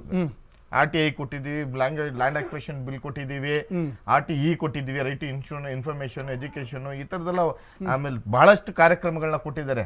ಈ ಕರ್ನಾಟಕ ಗೌರ್ಮೆಂಟ್ ಎಲ್ಲ ಪಂಚ ಗ್ಯಾರಂಟಿ ಇಂದ ಬಹಳಷ್ಟು ಯೋಜನೆಗಳು ಕೊಟ್ಟಿದ್ದಾರೆ. ಆ ತರ ಒಂದು ಗುರುತರವಾದಂತ 5 ಯೋಜನೆಗಳನ್ನ ಕೂಡ ಕೇಳಿ ನೋಡೋಣ. ಯಾಕೆ ನಾವು ಈ ತರ ಒಂದು ತೀವ್ರವಾದ ವಿರೋಧವನ್ನು ವ್ಯಕ್ತಪಡಿಸ್ತೀವಿ ಅಂದ್ರೆ, ಸಾರ್ವಜನಿಕರಾಗಿ ಇವರಲ್ಲಿ ಒಂದು ಸ್ಪಷ್ಟತೆನೇ ಇಲ್ಲ. ಇವ್ರು ತಗೊಂಬಂದಿರೋ ನಿರ್ಧಾರಗಳೆಲ್ಲ ಆಲ್ಮೋಸ್ಟ್ ಎಲ್ಲ ಫೇಲ್ಯೂರೇ. ಫಾರ್ ಎಕ್ಸಾಂಪಲ್, ತಗೊಂಬಂದ್ರು ಒಂದೇ ಸರಿ ನಾವು ನೋಟ್ ಬ್ಯಾನ್ ಅಂತ ತಗೊಂಬಂದ್ರು, ಮಾಸ್ಟರ್ ಸ್ಟ್ರೋಕ್. ಯಾರಿಗೆ ಮಾಸ್ಟರ್ ಸ್ಟ್ರೋಕ್? ಸಾರ್ವಜನಿಕರಿಗೆ ಮಾಸ್ಟರ್ ಸ್ಟ್ರೋಕ್ ಆಗಿದ್ದಾರೆ. ಇಲ್ಲಿ ಯಾವ್ದೇ ಇದು ಬ್ಲಾಕ್ ಮನಿ ಇಟ್ಕೊಂಡ್ರನಾಗ್ಲಿ, ಯಾರು ಈ ರಾಜಕಾರಣಿ ಆಗ್ಲಿ ಅಥವಾ ದೊಡ್ಡ ಬಿಸ್ನೆಸ್ ಮನ್ಗಳಾಗ್ಲಿ ಯಾರು ಬರ್ಲಿಲ್ಲ, ಬ್ಯಾಂಕ್ ಅಲ್ಲಿ ಕ್ಯೂ ನಿಂತ್ಕೊಳ್ಳಿಲ್ಲ, ತಗ್ಲಾಕೊಂಡಿದ್ದಲ್ಲ. ನನ್ನಂತವ್ರು, ನಿಮ್ಮಂತವ್ರು ಸಾರ್ವಜನಿಕರು, ನಮ್ ಸ್ನೇಹಿತರು ಹೋಗಿದ್ರನ್ನ ಎಕ್ಸ್ಚೇಂಜ್ ಮಾಡ್ಸಕ್ಕೆ ಅವ್ರನ್ನು ಕೇಳಿ ನೋಟ್ ಬ್ಯಾನ್ ಅಂತ ಒಂದು ಅವೈಜ್ಞಾನಿಕವಾದಂತಹ ಒಂದು ತಗೊಂಬಂದ್ರು. ಅದಾದ ನಂತರ ಮತ್ತೆ GST, ಕೇಂದ್ರಕ್ಕೊಂದು ರಾಜ್ಯಕ್ಕೊಂದು, ಇದರಿಂದ ಯಾರು ಲಾಭ ಆಯ್ತು ಅಂತ ಇಲ್ಲಿವರೆಗೂ ಗೊತ್ತೇ ಇಲ್ಲ. ಇಂತ ಎಲ್ಲ ಅವೈಜ್ಞಾನಿಕವಾದಂತಹ ಒಂದು ನಿರ್ಧಾರ ತಗೊಂಡ್ಬಂದು ದೇಶ ಇವತ್ತು ಹಂಗರ್ ಇಂಡೆಕ್ಸ್ ನಲ್ಲಿ 2ನೇ ಪ್ಲೇಸ್ 3ನೇ ಪ್ಲೇಸ್ಗೆ ಹೋಗ್ತಾ ಇದೆ. ಸ್ವಾಮಿ, ಎಲ್ಲಿದ್ದೀವಿ ನಾವು? ಈಗ ಕೇಂದ್ರ ಸರ್ಕಾರ ಹೊಣೆ ಅಂತೀರಾ? ಎಲ್ಲರೂ ಹೊಣೆ, ಕೇಂದ್ರ ಸರ್ಕಾರ ಮೇಜರ್ ಹೊಣೆ. ಅವ್ರು ತಗೋಬರುವಂತಹ ಈ ನಿರ್ಧಾರಗಳು, ಅವೈಜ್ಞಾನಿಕವಾದಂತಹ ನಿರ್ಧಾರಗಳು ಜನಪರ ಸಾಮಾನ್ಯ ಆಯ್ತು ಸರ್. ನಾನೀಗ್ಲೂ ನಮ್ಮ ಸ್ನೇಹಿತರು ಇದಾರಲ್ಲ, ಬಿಜೆಪಿ ಸ್ನೇಹಿತರನ್ನ ಕೇಳ್ತೀನಿ, ನಿಮ್ಗೆ ಎಷ್ಟೊಂದು ಇವಾಗ ಆಕ್ಚುಲ್ ಆಗಿ ಇವ್ರಿಗೆ ಚುನಾವಣೆಗೆ ಹೋಗ್ತಾ ಇದಾರಲ್ಲ, ಇವ್ರು ಚುನಾವಣೆಗೆ ಹೋಗ್ತಾ ಇರಕ್ ಏನೂ ಇಲ್ಲ ವಿಷಯ, ಇದು ಖಾಲಿ ಡಬ್ಬ. ನಾನು ಇವಾಗ ನಮ್ಮ ಸ್ನೇಹಿತರನ್ನ ಕೇಳ್ತಾ ಇದ್ದೀನಿ, ಸರ್ ಪ್ರತಿ 10 ವರ್ಷಕ್ಕೂ ಒಮ್ಮೆ ನಾವು ಜನಗಣತಿ ತಗೋಬೇಕು, ಜಾತಿ ಜನಗಣತಿ ಬಗ್ಗೆ ಯಾಕೆ ನೀವು ಇಲ್ಲಿವರೆಗೂ ಮಾತಾಡ್ತಾ ಇಲ್ಲ? ಎಸ್, ಅದ್ರ ಬಗ್ಗೆ ಅಮಿತ್ ಶಾ ಆಲ್ರೆಡಿ ಪ್ರಸ್ತಾಪ ಮಾಡಿದ್ದಾರೆ. ನೀವೊಂದು ಮಾತು ಹೇಳಿದ್ರಿ, ರಾಮನಾಥ್ ಕೋವಿಂದ್ ಅವರ ವರದಿನ ನಾನು ಓದೇ ಇಲ್ಲ ಅಂದ್ರೆ, ವರದಿನೇ ಓದಿಲ್ಲ ಅಂದ್ರೆ ನೀವು ಈಗ ಸ್ಟೇಟ್ಮೆಂಟ್ ಹೇಗೆ ಸಾಧ್ಯ? ಅದ್ರ ಬಗ್ಗೆ ಮಾತಾಡ್ತಾ ಇಲ್ಲ ಸರ್, ನಾನು ಇವಾಗ ಇದ್ರ ಬಗ್ಗೆ ನಾನು ಹೇಳ್ತಾ ಇಲ್ಲ. ಎಸ್, ನೋಡಿ, ಅಮಿತ್ ಶಾ ಅವರು ಜಾತಿ ಗಣತಿ ಬಗ್ಗೆ ಮಾತಾಡಿದ್ದಾರೆ, ವಕ್ಫ್ ತಿದ್ದುಪಡಿ ಬಗ್ಗೆ ಮಾತಾಡಿದ್ದಾರೆ, ಮಣಿಪುರ ಹಿಂಸಾಚಾರದ ಬಗ್ಗೆ ಮಾತಾಡಿದ್ದಾರೆ, ರೈತ ಸ್ನೇಹಿ ಬಗ್ಗೆ ಮಾತಾಡಿದ್ದಾರೆ, ರೈತರು ಸಾಕಷ್ಟು ಹೋರಾಟಗಳನ್ನ ಮಾಡಿದ್ರು, ಆಮೇಲೆ ಹಲವಾರು ವಿಚಾರಗಳ ಬಗ್ಗೆ ಮಾತಾಡಿದ್ದಾರೆ. ನಾನು ಹೇಳ್ತೀನಿ ನೋಡಿ, ರೈತರ ಪರವಾಗಿ ಇವರಿಗಿರುವಂತಹ ಕಾಳಜಿ ಯಾವ ಪ್ರಧಾನಿಗೂ ಇರ್ಲಿಲ್ಲ. ಯಾಕೆ ಹೇಳಿ? ಒಂದು ವರ್ಷ ದೆಹಲಿಯ ಗಡಿ ಭಾಗದಲ್ಲಿ ಹೋರಾಟ ಮಾಡಿದ್ರು. ಇವ್ರ ಕಾಳಜಿ ಎಷ್ಟಿತ್ತು ಅಂತ ನೀವೆಲ್ಲ ನೋಡಿದ್ರೆ ನಿಮ್ಮ ಮಾಧ್ಯಮಗಳಲ್ಲೇ ತೋರಿಸಿರ, ನಾವೇನ್ ಹೇಳ್ಬೇಕಾಗಿಲ್ಲ ಅದನ್ನ. ಮಣಿಪುರದಲ್ಲಿ ನಡೆದಂತ ಗಲಭೆಗೆ ಇಲ್ಲಿ ಹೋಗಿ ಎಷ್ಟು ಸರಿ ಭೇಟಿ ಮಾಡಿದ್ದಾರೆ ಪ್ರಧಾನಿಯವರು? ಎಷ್ಟು ಬಾರಿ ಭೇಟಿ ಮಾಡಿದ್ದಾರೆ ಹೇಳಿ? ಹಾಗಾದ್ರೆ ಇದೇ ಮಣಿಪುರ ಹಿಂಸಾತ್ಮಕ ಘಟನೆಗೆ ವಿಪಕ್ಷದವರ ಪಾತ್ರ ಏನು ಅಂತ ನೋಡಿ. ನಾನು ವಿಪಕ್ಷದವರಾಗಿ ನಾನು ಬೇಕಾದ್ರೆ ಆನ್ಸರ್ ಕೊಡ್ಬೋದಾಗಿತ್ತು. ಸಾರ್ವಜನಿಕರಾಗಿ ನಾನು ಹೇಳ್ತಾ ಇರೋದಿಲ್ಲ. ಎಷ್ಟು ಅಲ್ಲಿ ಹೋಗಿದಾರಲ್ರಿ, ರಾಹುಲ್ ಗಾಂಧಿ ಭೇಟಿ ಮಾಡಿದ್ದಾರೆ, ಇವ್ರು ಭೇಟಿ ಮಾಡಿದ್ದಾರೆ, ಪ್ರಿಯಾಂಕಾ ಗಾಂಧಿ, ಇವ್ ದೇಶದ ಪ್ರಧಾನಿಯವರು ರಸ್ತೆಯಲ್ಲಿ ಯಾರೋ ಒಬ್ಬ ಏನೋ ಮಾಡ್ದ ಅಂದ್ರೆ ಟ್ವೀಟ್ ಮಾಡುವಂತಹ ಅಷ್ಟು ಬಿಡುವರಂತಹ ಪ್ರಧಾನಿಗಳಿಗೆ ಮಣಿಪುರದಲ್ಲಿ ನಡೆದಂತ ಗಲಭೆ ಬಗ್ಗೆ ಗೊತ್ತಿಲ್ವಂತ, ಅವ್ರಿಗೆ ಮಾಹಿತಿ ಇಲ್ವಂತ, ಅವ್ರ ಇಂಟೆಲಿಜೆನ್ಸ್ ಫೇಲ್ ಆಗಿದ್ಯಾ? ಕರೀದೇ ಇರುವಂತ ಜಾಗಕ್ಕೆ ಪಾಕಿಸ್ತಾನ ಶತ್ರು ರಾಷ್ಟ್ರ ಅಂತ ಹೇಳ್ತಾರೆ, ಇನ್ವಿಟೇಷನ್ ಇಲ್ಲ ಹೋಗಿ ಬಿರಿಯಾನಿ ತಿನ್ಕೊಂಡ್ ಬರ್ತಾ ಇರೋ, ನಾಚಿಕೆ ಆಗ್ತಾ ಇಲ್ವಾ ಅದು? ಮತ್ತೆ ಬರ್ತೀನಿ ಅರುಣ್ ಅವರೇ, ಸಾಕಷ್ಟು ಆರೋಪಗಳನ್ನ ಬಿಜೆಪಿ ಮೇಲೆ ಹೊರಿಸ್ತಾ ಇದ್ದಾರೆ. ಅಂದ್ರೆ ಮಣಿಪುರ ಹಿಂಸಾತ್ಮಕ ಘಟನೆಗಳ ಬಗ್ಗೆ ಮಾತಾಡ್ತಾ ಇಲ್ಲ ಬಿಜೆಪಿ, ಇನ್ನೊಂದು ಕಡೆ ಒಂದು ಚುನಾವಣೆ ಒಂದು ದೇಶ ಅನ್ನುವಂತಹ ವಿಚಾರದಲ್ಲಿ ವಿಪಕ್ಷವನ್ನ ವಿಶ್ವಾಸಕ್ಕೆ ತೆಗೆದುಕೊಂಡಿಲ್ಲ, ಸಾಕಷ್ಟು ಕೆಲಸ ಬಾಕಿ ಇದಾವೆ, ಯಾವುದು ಅಭಿವೃದ್ಧಿ ಆಗ್ತಾ ಇಲ್ಲ ಅನ್ನುವಂತಹ ಹಲವಾರು ಆರೋಪಗಳನ್ನ ಮಾಡ್ತಾ ಇದ್ದಾರೆ. ಅರುಣ್ ಅವರೇ, ಇವರೀಗ ಮಾತನಾಡಿದ್ರಲ್ಲ, ಇವರ ಬಗ್ಗೆ ನನ್ಗೆ ಅನುಕಂಪ ಮಾತ್ರ ಬರ್ತಾ ಇದೆ. ಯಾಕಂತ ಹೇಳಿದ್ರೆ ಇವರು ನೇರವಾಗಿ ರಾಹುಲ್ ಗಾಂಧೀಜಿ ಅವರ ಹತ್ರನೇ ಈ ವಿಷಯ ತಗೊಂಡು ಬಂದಿದ್ದಾರೆ, ಅದೇ ರೀತಿನೇ ಮಾತಾಡ್ತಾ ಇದ್ದಾರೆ. ಸಹಜ ಕೂಡ, ಕಾಂಗ್ರೆಸ್ ವಕ್ತಾರರಾಗಿ ಅದೇ ರೀತಿ ಮಾತನಾಡೋದು ಸಹಜ ಕೂಡ. ಇಲ್ಲಿ ಎಲ್ಲಿ ಕೂಡ ಒನ್ ನೇಷನ್ ಒನ್ ಎಲೆಕ್ಷನ್ ಬಗ್ಗೆ ಅದ್ರ ಬಗ್ಗೆ ಯಾವುದೇ ಮಾತಾಡ್ತಿದ್ದಿಲ್ಲ, ಅದನ್ನ ಬಿಟ್ಟು ಬೇರೆ ಎಲ್ಲವೂ ಮಾತಾಡಿದ್ರು. ಈ ಒಂದು ಪ್ರತಿಯೊಂದು ಸಬ್ಜೆಕ್ಟ್ ಬಗ್ಗೆನೂ ಉತ್ತರ ಕೊಡ್ಲಿಕ್ಕೆ ಅತ್ಯಂತ ಸಶಕ್ತನಾಗಿದ್ದೇನೆ. ಇವರಿಗೆ ಇನ್ನೂ ಕೂಡ GST ಬಂದು ಸುಮಾರು 8 ವರ್ಷಗಳು ಕಳೆದ್ರು ಕೂಡ ಇವರಿಗೆ ಕ್ಯಾಲ್ಕುಲೇಷನ್ಸ್ ಅರ್ಥ ಆಗ್ಲಿಲ್ಲ ಅಂತೆ. ಆದ್ರೂ ಕೂಡ ದೇಶದಲ್ಲಿ ಸರ್ಕಾರ ನಡೆಸಬೇಕು ಅಂದ್ರೆ ಕನಸು ಕಾಣ್ತಾ ಇದ್ದಾರೆ. ಹೀಗೆ ಅನೇಕ ವಿಷಯಗಳನ್ನು ಹೇಳಿದ್ರು. ಒಂದೇ ಒಂದು ಯಾವುದು ಯೋಜನೆಗಳು ಬರ್ಲಿಲ್ಲ, ಆಗ್ಲಿಲ್ಲ ಅನ್ನುವಂಥದ್ದು, ಇದೆಲ್ಲ ಸುಖ ಸುಮ್ಮನೆ ಯಾವ್ದಾದ್ರು ಒಂದನ್ನೇ ನೀವು ಹೇಳಿ ನೋಡೋಣ. ಯಾಕಂತ ಹೇಳಿದ್ರೆ ಈ 1 ಗಂಟೆ ಡಿಬೇಟ್ ನಲ್ಲಿ ಮೋದಿಜಿಯವರು ಮಾಡಿರತಕ್ಕಂಥ ಸಾವಿರಾರು ಕಾರ್ಯಕ್ರಮ ಇದೆ ಸರ್. ಅದನ್ನೆಲ್ಲವೂ ಅತ್ಯಂತ ಯಶಸ್ವಿ ಆಗಿರತಕ್ಕಂಥ ಕಾರ್ಯಕ್ರಮಗಳು. ಇದರ ಬಗ್ಗೆ ನಾವು ಎಳೆಯಾಗಿ ಚರ್ಚೆ ಮಾಡ್ಬೇಕು ಅಂತ ಹೇಳಿ ಸುಮಾರು ಒಂದು 3-4 ದಿನ ಆದ್ರೂ ಸಮಯ ಬೇಕಾಗುತ್ತೆ ಸರ್. ಇದು 1 ಗಂಟೆಯಲ್ಲಿ ಎಲ್ಲವನ್ನು ವಿಶ್ಲೇಷಣೆ ಮಾಡ್ಲಿಕ್ಕೆ ಸಾಧ್ಯವಾಗುವುದಿಲ್ಲ. ಆದ್ರೆ ನಿಮ್ಗೆ ಪಟ್ಟಿ ಬೇಕು ಅಂತ ಹೇಳಿದ್ರೆ ಸಂಪೂರ್ಣ ಪಟ್ಟಿ ಸಮೇತ ಏನೇನು ಸಾಧನೆಗಳು ಈ 100 ದಿನಗಳಲ್ಲಿ ಆಗಿದೆ, ಏನೇನಾಗಿದೆ ಉದ್ದಕ್ಕೆ ಓದಿಕೊಂಡು ಹೋಗ್ಬಹುದು. ಮತ್ತೆ ಇಲ್ಲಿ ಇದು ಪ್ರತಿ ಸತಿ ಹೇಳಿದ ಕ್ಯಾಸೆಟ್ ಅನ್ನೇ ರಿಪೀಟ್ ಮಾಡಿ ಎಲ್ಲವೂ ಆಗಿರತಕ್ಕಂಥ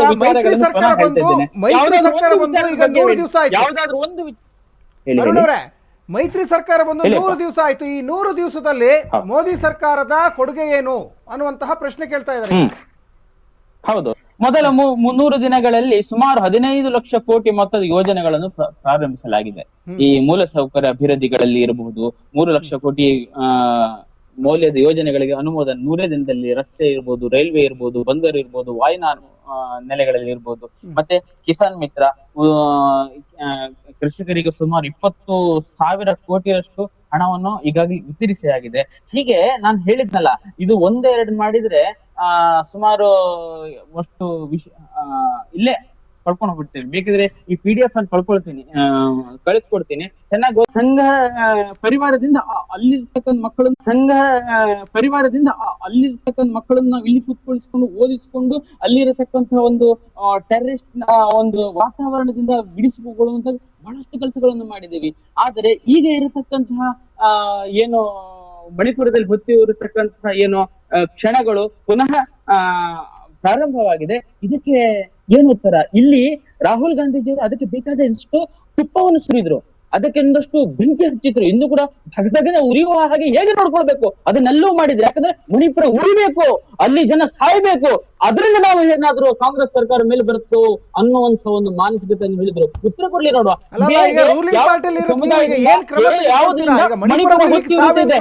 ಚಾಲೆಂಜ್ ಮಾಡ್ತೀನಿ, ಕಾಂಗ್ರೆಸ್ ವಕ್ತಾರರು ಉತ್ತರ ಕೊಡ್ಲಿ. ಉತ್ತರ ಇದೆಯಾ ಅಥವಾ ಕೇವಲ ಇದು ಮಾತ್ರನಾ? ಅವರ ಜಾಣ್ಮೆಯನ್ನು ಕೂಡ ನಾನು ಪರೀಕ್ಷೆಗೆ ಹಚ್ಚಲಿಕ್ಕೆ ನೋಡ್ತೀನಿ. ಇದು ಕಾಂಗ್ರೆಸ್ನವರಿಗೆ ಅದ್ರ ಬಗ್ಗೆ ಗೊತ್ತೇ ಇಲ್ಲ, ಹೇಗಾಯ್ತು, ಯಾರಿಂದ ಆಯ್ತು ಅಂತ ಕೇಳ್ತಾ ಇದ್ದಾರೆ. ಗೊತ್ತಾಗಿದೆ ನನಗೆ. ಸ್ನೇಹಿತರೆ, ನಿಮ್ಮ ಬಗ್ಗೆ ನನಗೆ ಬಹಳ ಅನುಕಂಪ ಇದೆ. ನಿಮ್ಗೆ ಪಾಪ ಅದ್ರ ಬಗ್ಗೆ ಮಾಹಿತಿ ಇಲ್ಲಾರೆ ನೀವು ಆಡಳಿತದಲ್ಲಿರೋ ಬದಲು ರಾಜೀನಾಮೆ ಕೊಟ್ಟು ಆರಾಮಾಗಿ ನೀವು ದೇಶ ಆಯ್ತು ಸ್ವಾಮಿ, ಇದೆಲ್ಲ ಗೊತ್ತಾಗಿ ಉತ್ತರ ಮಾತ್ರ ಬನ್ನಿ, ಕಟಾಕ್ಷಗಳನ್ನು ಮತ್ತೆ ಮಾಡೋಣ. ಟೀ ಮಾಡ್ಕೊಂಡು ಇರ್ಬೋದಾಗಿತ್ತು. ಆಯ್ತು ಸ್ವಾಮಿ, ಆಯ್ತು ಸ್ವಾಮಿ, ಟೀನು ಮಾರೋಣ, ಪಕೋಡಾನ ಮಾರೋಣ, ಎಲ್ಲ ನಾವು ಹೊಣೆ ಹೊತ್ಕೊಳ್ತೀವಿ. ಆಡಳಿತ ಬಿಡಿ ಸ್ವಾಮಿ, ಉತ್ತರ ಕೊಡಿ ಸ್ವಾಮಿ. ನಿಮ್ಮ ನಾಲೆಜ್ ಅಲ್ಲಿ ಪರೀಕ್ಷೆ ಮಾಡ್ತಿದ್ದೇನೆ, ನೀವು ನಮ್ಮ ನಾಲೆಜ್ ಅಲ್ಲಿ ಪರೀಕ್ಷೆ ಮಾಡಿದ್ರಲ್ಲ, ಅಥವಾ ರಾಹುಲ್ ಗಾಂಧಿ ಹತ್ರ ಹೋಗಿ ಒಂದಷ್ಟು ಟಿವಿಷನ್ ಪಡ್ಕೊಂಡ್ ಬನ್ನಿ. ಒಟ್ಟಿಗೆ ಟೀಕೆ ಮಾಡುದಲ್ಲ, ರಚನಾತ್ಮಕವಾಗಿ ದೇಶಕ್ಕೆ ರಕ್ಷಣೆ ಹೇಗೆ ಮಾಡಬೇಕು, ದೇಶವನ್ನು ಹೇಗೆ ಬಲಿಷ್ಠ ಮಾಡಬೇಕು ಅದರ ಬಗ್ಗೆ ಮಾತಾಡಿ. ಖಂಡಿತ ಎಷ್ಟು ಬೇಕಾದ ಸಮಯ ಮೀಸಲಿಡೋಣ. ಈಗ ಉತ್ತರ ಇದೆಯಾ? ಉತ್ತರ ಇಲ್ಲಿದೆ, ಉತ್ತರ ಇಲ್ಲ ಅಂತ ಹೇಳಿ. ಯಾರ ಹತ್ರ ಉತ್ತರ ಇಲ್ಲ? ನಿಮ್ಮ ಹತ್ರ ಉತ್ತರ ಇಲ್ದಕ್ಕೆ ನೀವು ಕಿರಿಸ್ತಾ ಇರೋದು. ನೀವು ಉತ್ತರ ಕೊಡಿ ಸ್ವಾಮಿ. ಈಗ ಪ್ರಶ್ನೆಯನ್ನು ಅವರು ಕೇಳಿದ್ರು, ಉತ್ತರ ಕೊಡಿ, ಉತ್ತರ ಕೊಡಿ. ಏನು ನೀವು ಅಲ್ಲಿ ಏನ್ ಹೇಳ್ತಾರಲ್ಲ, ನಮ್ಮ ಬೆಂಗಳೂರು ಭಾಷೆಯಲ್ಲಿ ಕಡ್ದು ದಬ್ಬ ಹಾಕಿದ್ದೀರಾ ನೀವು? ಏನು ಉತ್ತರ ಕೊಡಿ, ಏನು ನಾಲೆಜ್ ಇದೆ ಅದರ ಬಗ್ಗೆ? ಮಣಿಪುರ ಹೇಳ್ತಾ ಇದ್ದೀರಲ್ಲ, ನಾವು ಇದರ ಬಗ್ಗೆ ಅನೇಕ ಸೆಮಿನಾರ್ಗಳನ್ನು ಮಾಡಿಕೊಂಡು ಯಾವ ರೀತಿ ಮಾಡಬೇಕು, ಅಲ್ಲಿ ಶಾಂತಿ ಸ್ಥಾಪನೆ ಏನೇನ್ ಮಾಡ್ಬೇಕು, ಅಮಿತ್ ಶಾ ಕೂಡ ಉತ್ತರ ಕೊಟ್ರು. ಅಲ್ಲಿ ಬರ್ಮಾದಲ್ಲಿ ಫೆನ್ಸಿಂಗ್ ಹಾಕಲಾಗುತ್ತೆ, ಇದರಿಂದ ಏನೇನು ಕನೆಕ್ಷನ್ಸ್ ಇದೆ ಈ ದೇಶವನ್ನು ಹುತ್ತಿ ಉರಿಸುವುದಕ್ಕೆ. ಮಣಿಪುರದಲ್ಲಿ, ನಾಗಾಲ್ಯಾಂಡ್ ನಲ್ಲಿ ಹೋದಾಗ ಭಾರತದ ನಾಯಿಗಳಿಗೆ ಪ್ರವೇಶ ಇಲ್ಲದ ಬೋರ್ಡ್ ಹಾಕಿದ್ರು. ಈ ಕಾಂಗ್ರೆಸ್ ನಾವು ಸರ್ಕಾರ ಇದ್ದಾಗ ನಾಚಿಕೆ ಇಲ್ಲದ ಕಾಂಗ್ರೆಸ್ ಸರ್ಕಾರ ತೆಗೆದು ಹಾಕೊಳ್ಳಿಕ್ಕೂ ಆಗ್ಲಿಲ್ಲ. ಭಾರತೀಯ ಜನತಾ ಪಾರ್ಟಿ ಬರ್ಬೇಕಾಯ್ತು. ಇದು ಮಾತಾಡಿದ್ ಬಿಡಿ. ಈಗ ಮಣಿಪುರ ಹೇಗೆ ಹೊತ್ತಿ ಉರಿಯಿತು, ಅದಕ್ಕೆ ಕಾರಣ ಏನು, ಅದಕ್ಕೆ ಕಾರಣವಾಗಿರೋ ಸಮುದಾಯ ಏನು, ಉತ್ತರ ಇದ್ರೆ ಮಾತ್ರ ಬಿಡಿ. ಟೀಕೆ ಮಾಡುದಾದ್ರೆ ನಾನು ಸುಮ್ಮನೆ ತಗೊಳ್ತೇನೆ, ಟೀಕೆ ಮಾಡ್ಕೊಂತ ಹೋಗಿ. ನಾನ್ ಯಾಕೆ ಉತ್ತರ ಕೊಡ್ಬೇಕು ಸರ್? ನೀವು ಎಷ್ಟೊಂದು ಬಾವು ಅರುಣ್, ನಿಧಾನ ಕೇಳಿಸ್ಕೊಳ್ಳಿ. ನೀವು ಅಷ್ಟೊಂದು ಕಿರ್ಚಾಡೋದ್ರಿಂದ ಏನು ಪ್ರಯೋಜನ ಇರೋದಿಲ್ಲ. ಆಡಳಿತದಲ್ಲಿರೋದು ನೀವು ಇದಕ್ಕೆ ಉತ್ತರ ಕೊಡಬೇಕಾಗಿದೆ ಹೊರತಾಗಿ ಉತ್ತರ ಇಲ್ಲ ಅಂದ್ರೆ ರಾಜೀನಾಮೆ ಕೊಟ್ಟು ನೀವು ಮಾತಾಡಿ, ವಿರೋಧ ಪಕ್ಷದಲ್ಲಿ ಕುತ್ಕೊಂಡು ಮಾತಾಡಿ. ನೀವಿರೋದೀಗ ಆಡಳಿತ ಪಕ್ಷದಲ್ಲಿ ಪ್ರಧಾನಿ ಅಂದ್ರೆ ನಾಚಿಕೆ ಆಗ್ಬೇಕು. ನೀವು ನನ್ನ ಹತ್ರ ಕೇಳ್ತಾ ಇದ್ದೀರಾ ಕ್ವಶನ್, ಸಾರ್ವಜನಿಕರಿಗೆ ಉತ್ತರ ಕೊಡಬೇಕಾದ್ರೆ ನಿಮ್ಮ ಜವಾಬ್ದಾರಿ. ಹೇಳಿ ನಿಮ್ಮ ಜವಾಬ್ದಾರಿನ? ಮಣಿಪುರಕ್ಕೆ ಬೆಂಕಿ ಹಚ್ಚಿದ್ ನಿಮ್ಮ ಜವಾಬ್ದಾರಿನ? ಅದೇ ಕಾರ್ಯನ ಕಾಂಗ್ರೆಸ್ ಇದು? ನೀವು ನನ್ನ ಕೇಳ್ತಾ ಇರೋ ಪ್ರಶ್ನೆ ಕೇಳಿಸ್ಕೊಳ್ಳಿ. ಮಣಿಪುರ್ ಏನು ಉತ್ತರ ಇದೆ? ಯಾವುದಕ್ಕೋಸ್ಕರ ನಿಮ್ಮ ನಾಲೆಜ್ ಇದೆ ಹೇಳಿ. ಇಲ್ಲದಿದ್ರೆ ನಮ್ಗೆ ನಾಲೆಜ್ ಇಲ್ಲ, ನಾಲೆಜ್ ಕೊಡಿ ಅಂತ ಹೇಳಿ ನಾವು ಕೊಡ್ತೀವಿ. ಮಿಸ್ಟರ್ ಅರುಣ್, ನಾಲೆಜ್ ನ ತಗೊಳ್ಳೋಷ್ಟು ನಾವೇನು ಇವರೇನಲ್ಲ ಅವಿವೇಕಿಗಳಲ್ಲ ಮಿಸ್ಟರ್ ಅರುಣ್. ನಿಮ್ಮಲ್ಲಿ ಇರುವಂತ ಆನ್ಸರ್ ಏನು ಅಂತ ಹೇಳಿ. ರಾಹುಲ್ ಗಾಂಧೀಜಿ ಅವರು ಇದರ ಪರಿಹಾರಕ್ಕೋಸ್ಕರ ಏನೇನು ಸೂಚಿಸಿದ್ರು? ಕೊರೋನಾ ಬಂದಾಗ ಸೂಚಿಸಿದ್ರಂತಲ್ವ ಏನೋ, ಅದನ್ನು ಏನೇನು ಸೂಚಿಸಿದ್ರು, ಯಾವ ಆಂಗಲ್ ಮಾಡಿದ್ರು, ಯಾವ ಇದನ್ನು ಕೊಟ್ರೆ ವಿರೋಧ ಪಕ್ಷದವರು ಅದನ್ನು ಸಮಗ್ರವಾಗಿ ಚಿಂತನೆ ಮಾಡಿಕೊಂಡು ಕೊಡ್ಬೇಕು. ಕಟಾಕ್ಷ ಮಾಡ್ಲಿಕ್ಕೆ ಇದಕ್ಕಿಂತ ಸಾವಿರಾರು ನನಗೂ ಬರುತ್ತೆ. ಅದರಿಂದ ಈಗ ಇರ್ತಕ್ಕಂಥ ಒಂದು ದೇಶ ಒಂದು ಎಲೆಕ್ಷನ್ ಬಗ್ಗೆನೇ ಬನ್ನಿ. ಮಣಿಪುರಕ್ಕೆ ಬರ್ತೀರಾ? Let's debate. ಇಲ್ಲಿಂದ ಸ್ಟಾರ್ಟ್ ಮಾಡ್ತೇನೆ ನಾನು. ನೋಡಿ, ಮೊದಲನೇದಾಗಿ ನಿಮ್ಮಲ್ಲಿ ಉತ್ತರನೇ ಕೊಡ್ಲಿಲ್ಲ ನೀವು. ಮಣಿಪುರಕ್ಕೆ ನಿಮ್ ಪ್ರಧಾನಿ ಯಾಕೆ ಹೋಗ್ಲಿಲ್ಲ ಅಂದ್ರೆ ಇಲ್ಲಿವರೆಗೂ ಉತ್ತರನೇ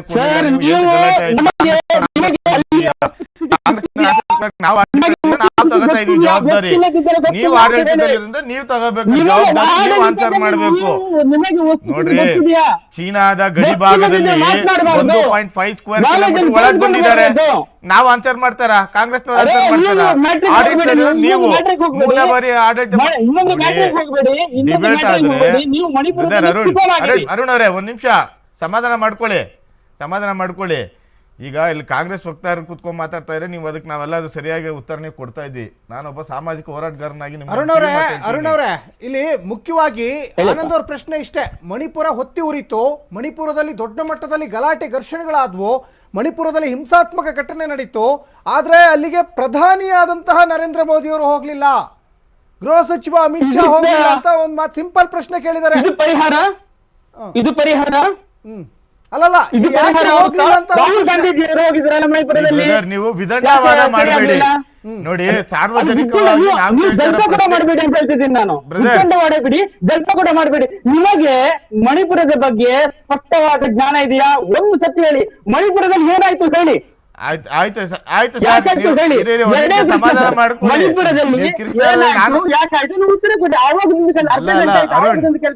ಅರುಣ್ ಅವರೇ, ರಾಹುಲ್ ಗಾಂಧೀಜಿ ಅವರು ಅಲ್ಲಿ ಹೋಗಿ ಏನು ಸ್ಟಡಿ ಮಾಡಿದ್ರು ನಮ್ಗೆ ಹೇಳಿ ಅಲ್ಲ. ಅರುಣ್, ಕಿರ್ಚೋರಲ್ಲಿ ನಾನು ನಿಮ್ಗಿಂತ ಬಹಳ ಚೆನ್ನಾಗಿ ಕಿರ್ಚಬಲ್ಲೆ. ನಿಧಾನಕ್ಕೆ ಮಾತಾಡಿ. ಯಾಕಂದ್ರೆ ಸಾರ್ವಜನಿಕ ನಾನು ವಿಚಾರ online ವಿನಿಮಯ ಅಲ್ಲಿ ಇದ್ದೀನಿ, ಆಗ್ಬೇಕು. ತಾವು ಸ್ಟುಡಿಯೋದಲ್ಲಿ ಈ ಇದ್ದೀರಿ. ರೀತಿ ನೀವು ಅಲ್ಕಚ್ಕೊಂಡು ನಾನು ಜೋರಾಗಿ online ಮಾತಾಡೋದ್ರಿಂದ ಏನು ಇದ್ದೀನಿ, ಬರೋದಿಲ್ಲ. ತಾವು ವಿಚಾರ ಸ್ಟುಡಿಯೋದಲ್ಲಿ ಇದ್ರೆ ಇದ್ದೀರಿ. ಮಂಡನೆ ಮಾಡಿ. ಈ ಸೂತ್ರದಿಂದ ಮಾತ್ರ ಕೇಳಿಸ್ಕೊಳ್ಳುವಂಥದ್ದು. ಆದರೆ ವಿಚಾರ- ನೀವು ಅಷ್ಟು ಟೀಕೆಗಳನ್ನು ಮಾಡಿದಿರಲ್ಲ, ನಾನು ಒಂದೇ ಒಂದು ಕೇಳ್ತಾ ಇದ್ದೇನೆ, ಅದಕ್ಕೆ ಉತ್ತರ ಕೊಡ್ತೇನೆ, ನಾನೇನ್ ಮಾಡ್ಲಿ? ಆಡಳಿತದಲ್ಲಿ ಇರೋರು ಉತ್ತರ ಕೊಡಬೇಕಾದ್ರೆ ಸ್ಟ್ಯಾಂಡ್ ಅಲ್ಲಿ ವಿರೋಧ ಪಕ್ಷದವರಿಗೆ ಯಾವತ್ತೂ ಕಟಾಕ್ಷ ಮಾಡ್ಬೇಕಾದ್ರೆ ಇನ್ನೂ ಜಾಸ್ತಿ ಜವಾಬ್ದಾರಿ ಇರ್ಬೇಕು. ಮಾಡಕ್ಕಾಗಲ್ಲ. ಆಯ್ತು ಸರ್, ತೊಂದ್ರೆ ಇಲ್ಲ ನಮ್ಗೆ, ನಿಮ್ಮಿಂದ ಉತ್ತರ ಬರೋದು ಇಲ್ಲ. ಯಾಕೆ ಅಂದ್ರೆ ಅಂದ್ರೆ ಬಿಜೆಪಿ ಅವರಲ್ಲಿ ಯಾವುದಕ್ಕೂ ಉತ್ತರ ಇರೋದಿಲ್ಲ. ಅವರ ಬರೀ ಪ್ರಶ್ನೆ ಹಾರಾಟ ಚೀರಾಟ ಬಿಟ್ರೆ ಬೇರೆ ಏನೂ ಭಾರತದ ಇರೋದಿಲ್ಲ. ಹೊರಗಡೆ ಹೋಗಿ ಅಮೆರಿಕದಲ್ಲಿ ಕುಳಿತುಕೊಂಡು ಇಲ್ಲ ಚೆಲ್ಲದ ಭಾರತವನ್ನು ಹೀನಾಯಮಾನವಾಗಿ ಸಿಕ್ಕರ ಬಗ್ಗೆ ಆ ಪೊನ್ನು ನಿಮಗೆ ಆತ್ಮೀಯ ಅಲ್ವೇನೋ? ಭಾರತದಲ್ಲಿರೋ ಸಿಕ್ಕರು ಅಲ್ಲ, ಆ ಪೊನ್ನು ಯಾರು ಈ ದೇಶದ ಆತಂಕವಾದಿ ಅವರಿಂದ ಆತ್ಮೀಯ, ಅವರು ನಿಮಗೆ ರಕ್ಷಕರು ಕಾಂಗ್ರೆಸ್ಗೆ. ದೇಶದ ಪ್ರಧಾನಿಗಳು ವಿದೇಶದಲ್ಲಿ ದೇಶದ ಬಗ್ಗೆ ಏನು ಮಾತಾಡೇ ಇಲ್ವಾಗಿದ್ರೆ ಅರುಣ್ ಅವರೇ, ಭಾರತವನ್ನು ಉನ್ನತ ಸ್ಥಿತಿಗೆ ತರಬೇಕಾದ್ರೆ ಏನೇನು ಮಾಡಬೇಕು ಅಂತದೆಲ್ಲವನ್ನು ಮಾಡಿದ್ದಾರೆ. ಅದನ್ನ ಬಿಟ್ಟು ಬೇರೆ ಏನು ಮಾಡೇ ಇಲ್ವಾ? ಭಾರತ 12ನೇ ಪ್ಲೇಸ್. ಬಿಡಿ, ವಿಚಾರ ನೀವು ಎಲ್ಲೆಲ್ಲ ಡೈವರ್ಟ್ ಆಗ್ತಾ ಇದೆ. ನಾವು ಅದು ಸ್ಪಷ್ಟವಾಗಿ ಹೇಳ್ತೀನಿ. ಇದೇ ಪ್ರಧಾನಿಗಳು ಕೂಡ ಬೇರೆ ವಿದೇಶದ ನೆಲದಲ್ಲಿ ನಿಂತು ಭಾರತದ ಬಗ್ಗೆ ಅಥವಾ ರಾಹುಲ್ ಗಾಂಧಿ ಆಗ್ಬೋದು ವಿರೋಧ ಪಕ್ಷಗಳ ಬಗ್ಗೆ ಟೀಕಿಸುವ ಭರದಲ್ಲಿ ಭಾರತವನ್ನೇ ಟೀಕಿಸಿದ್ದಾರೆ. ಅದಕ್ಕೆ ಹಲವಾರು ಉದಾಹರಣೆಗಳಿದೆ. ಕೊಡಬಲ್ಲೆ. ಎಸ್ ಅರುಣ್ ಅವರೇ, ಒಂದು ದೇಶ ಒಂದು ಚುನಾವಣೆ, ಇದರಿಂದ ಒಂದು ದೇಶ ಒಂದು ಚುನಾವಣೆ. ಅರುಣ್ ಅವರೇ, ಒಟ್ಟಿಗೆ ನಿಂತವರು ನರೇಂದ್ರ ಮೋದಿಜಿ ಅವರು. ಪ್ರಜಾತಂತ್ರ ವ್ಯವಸ್ಥೆಯಲ್ಲಿ ಒಂದು ದೇಶ ಒಂದು ಚುನಾವಣೆಯಿಂದ ಏನ್ ಲಾಭದಾಯಕ ಆಗುತ್ತೆ? ಇದರಿಂದ ಮತದಾನ ಮಾಡುವಂತ ಸಂದರ್ಭದಲ್ಲಿ ಯಾವುದೇ ರೀತಿಯಾದಂತ ಗೋಲ್ಮಾಲ್ ಆಗಲ್ವಾ? ಎಸ್, ನಿಮ್ಮಿಂದ ಉತ್ತರ ಪಡ್ಕೊಳ್ತೀನಿ ಒಂದು ಸಣ್ಣ ಬ್ರೇಕ್ ಆದ್ಮೇಲೆ.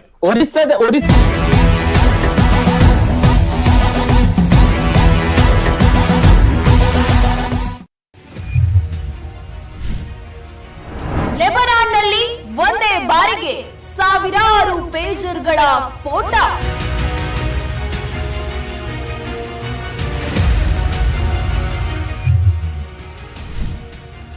ಪೇಜರ್ ಸ್ಫೋಟಕ್ಕೆ 9 ಸಾವು, ಸಾವಿರಾರು ಜನರಿಗೆ ಗಂಭೀರ ಗಾಯ.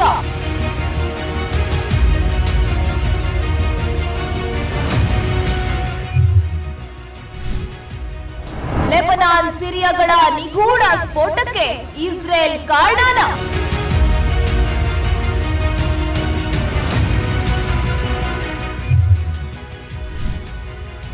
ಪೇಜರ್ ಸ್ಫೋಟದ ಮೂಲಕ ಯುದ್ಧರಂಗಕ್ಕೆ ಕಾಲಿಡ್ದ ಹೊಸ ತಂತ್ರಜ್ಞಾನ.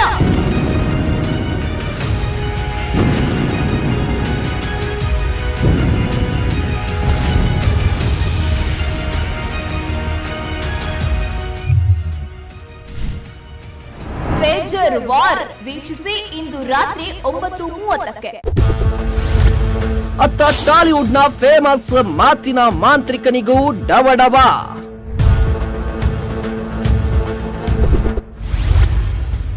ಹಳೆ ವಿವಾದಕ್ಕೆ ಹೊಸ ರೂಪ ಕೊಟ್ಟಿದ್ದೇಕೆ Poonam Kaur. It's very easy to చెప్తారు కదా, ఒక వల్నరబుల్ అమ్మాయిని తొక్కేయడం, మిస్యూజ్ చేయడం ఇస్ వెరీ ఈజీ.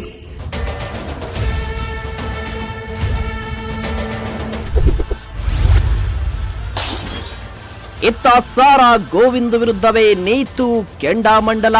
ಡೆಫಿನೆಟ್ಲಿ ಹೌದು, ಶೇಮ್ ಕೂಡ ಮಾಡ್ತಾರೆ, ಥ್ರೆಟನ್ ಮಾಡ್ತಾರೆ. ಇವತ್ತಿಲ್ಲಿ ನನಗೆ ತುಂಬಾ ಥ್ರೆಟ್ ಮಾಡಿದ್ರು. ನಾನು ನಿಂತ್ಕೋಬೇಕಾದ್ರೆ ತುಂಬಾ ಬೈಯೋ ತರ, ಲೈಕ್ ಹಕ್ಕಲ್ ಬೈಯೋ ತರ ಮಾತಾಡಿದ್ರು ಇಲ್ಲಿ ಕೂಡ. ಭಾರತೀಯ ಚಿತ್ರರಂಗದಲ್ಲಿ ದಿಢೀರ್ ಬುಗಿಲೆದ್ದಿದ್ದೇಕೆ ಮೀಟೂ ರಾಗ. ಬಣ್ಣ ಮಾಸಿದ ಮೇಲೆ ವೀಕ್ಷಿಸಿ ರಾತ್ರಿ 10:30ಕ್ಕೆ. ಸ್ನೇಹಿತರೆ, ನಮ್ಮ ಅಶ್ವವೇಗ ನ್ಯೂಸ್ ಚಾನೆಲ್ ಇವರ ವತಿಯಿಂದ ಅಶ್ವಕೋಟಿ ವೃಕ್ಷ ಮಹಾ ಅಭಿಯಾನ, ಅಂದ್ರೆ ಕೋಟ್ಯಾಂತರ ಮರಗಳನ್ನ ನೆಡೋದ್ರ ಮುಖಾಂತರ ಒಂದು ದೊಡ್ಡ ಅಭಿಯಾನವನ್ನ ಮಾಡಿ ಪರಿಸರವನ್ನ ಸಂರಕ್ಷಣೆ ಮಾಡ್ತಕ್ಕಂಥ ಒಂದು ಕೆಲಸವನ್ನ ಅಶ್ವವೇಗ ಚಾನೆಲ್ ನವರು ಮಾಡ್ತಾ ಇದ್ದಾರೆ. ಇವರಿಗೆ ನಮ್ಮ ಕನ್ನಡಿಗರ ಪರವಾಗಿ ಶುಭಾಶಯ ಕೋರ್ತಾ ಇದ್ದೀನಿ. ಜೊತೆಗೆ ಈ ಒಂದು ಅದ್ಭುತವಾದ ಕಾರ್ಯಕ್ರಮ ದೊಡ್ಡ ಮಟ್ಟದಲ್ಲಿ ಯಶಸ್ಸಾಗಲಿ ಅಂತ ಹೇಳಿ ನಾನು ಶುಭಾಶಯ ಕೋರ್ತೀನಿ. ಒಳ್ಳೇದಾಗಲಿ. ಜೈ ಕರ್ನಾಟಕ ಮಾತು.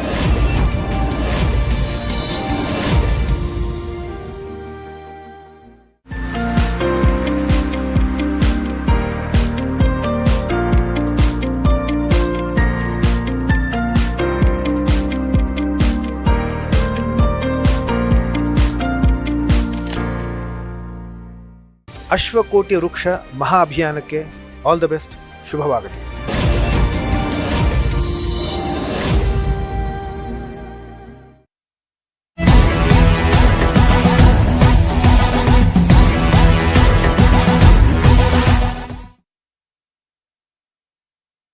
ಚರ್ಚಾ ಕಾರ್ಯಕ್ರಮಕ್ಕೆ ಮತ್ತೊಮ್ಮೆ ಸ್ವಾಗತ. ನಮ್ಮ ಸ್ಟುಡಿಯೋದಲ್ಲಿ ಸಾಮಾಜಿಕ ಕಾರ್ಯಕರ್ತ ಆನಂದ್ ಇದ್ದಾರೆ. ಝೂಮ್ ಲೈವ್ ಅಲ್ಲಿ ಬಿಜೆಪಿಯ ವಕ್ತಾರ ಅರುಣ್ ಜಿ ಶೇಟ್ ಇದ್ದಾರೆ. ನಾವು ಈಗ ನೇರವಾಗಿ ಸಾಮಾಜಿಕ ಕಾರ್ಯಕರ್ತ ಆನಂದ್ ಹತ್ರ ಹೋಗೋಣ. ಆನಂದ್ ಅವರೇ, ಮುಖ್ಯವಾಗಿ ಒಂದು ದೇಶ ಒಂದು ಚುನಾವಣೆಯನ್ನು ನಾವು ಸಂಪುಟದಲ್ಲಿ ಕೂಡ ಒಪ್ಪಿಗೆ ಸಿಕ್ಕಿದೆ, ಅದನ್ನು ನಾವು ಕಾರ್ಯಗತಕ್ಕೆ ತರ್ತೀವಿ ಅಂತ ಬಿಜೆಪಿಯವರು ಹೊರಟಿದ್ದಾರೆ. ಇದರಿಂದ ಸಾರ್ವಜನಿಕರಿಗೆ ಏನೇನೆಲ್ಲ ಅನುಕೂಲ ಆಗುತ್ತೆ, ಸಾರ್ವಜನಿಕರಿಗೆ ಏನೇನೆಲ್ಲ ಅನಾನುಕೂಲ ಆಗುತ್ತೆ ಅಂತ? ಸರ್, ಸಾರ್ವಜನಿಕರಿಗೆ ನಮ್ಮ ಸ್ನೇಹಿತರು ಅರುಣ್ ಅವ್ರು ಹೇಳ್ತಾ ಇದ್ದಾಗೆ ಟ್ಯಾಕ್ಸ್ ಮನಿ ಸೇವ್ ಆಗುತ್ತೆ. ಓಕೆ. ಆಮೇಲೆ ಪದೇ ಪದೇ ಚುನಾವಣೆ ನಡೆಯೋದ್ರಿಂದ ಮನಿ ವ್ಯರ್ಥ ಆಗುತ್ತೆ. ಅನಾವಶ್ಯಕವಾಗಿ ಪೋಲ್ ಆಗುವಂತ ಪಬ್ಲಿಕ್ ಹಾರ್ಡ್ ಅನ್ ಮನಿ ಟ್ಯಾಕ್ಸ್ ಪೇ ಮಾಡಿ ರನ್ ಮಾಡುವಂತಹ ಸಿಸ್ಟಮ್ ನಮ್ಮಲ್ಲಿ. ಸೊ ಒಕ್ಕೂಟ ವ್ಯವಸ್ಥೆಯಲ್ಲಿದೆ, ಪ್ರಜಾತಂತ್ರ ವ್ಯವಸ್ಥೆಯಲ್ಲಿ ಚುನಾವಣೆಗಳು ನಡೆಯೋದು ಒಂದು ಪ್ರಕ್ರಿಯೆ. ಆ ಪ್ರಕ್ರಿಯೆಗಳು ಆಗ್ಲೇಬೇಕು. ಚುನಾವಣೆ ನಡೀಬೇಕು, ಅದರಲ್ಲಿ ಗೆಲ್ಲಬೇಕು, ಅದು ಅವ್ರ ನಂತರ ರೂಲಿಂಗ್ ಮಾಡಬೇಕು, ಆಪೋಸಿಷನ್ ಲೀಡರ್ ಇರಬೇಕು. ಇದೆಲ್ಲ ಒಂದು ಸಿಸ್ಟಮ್.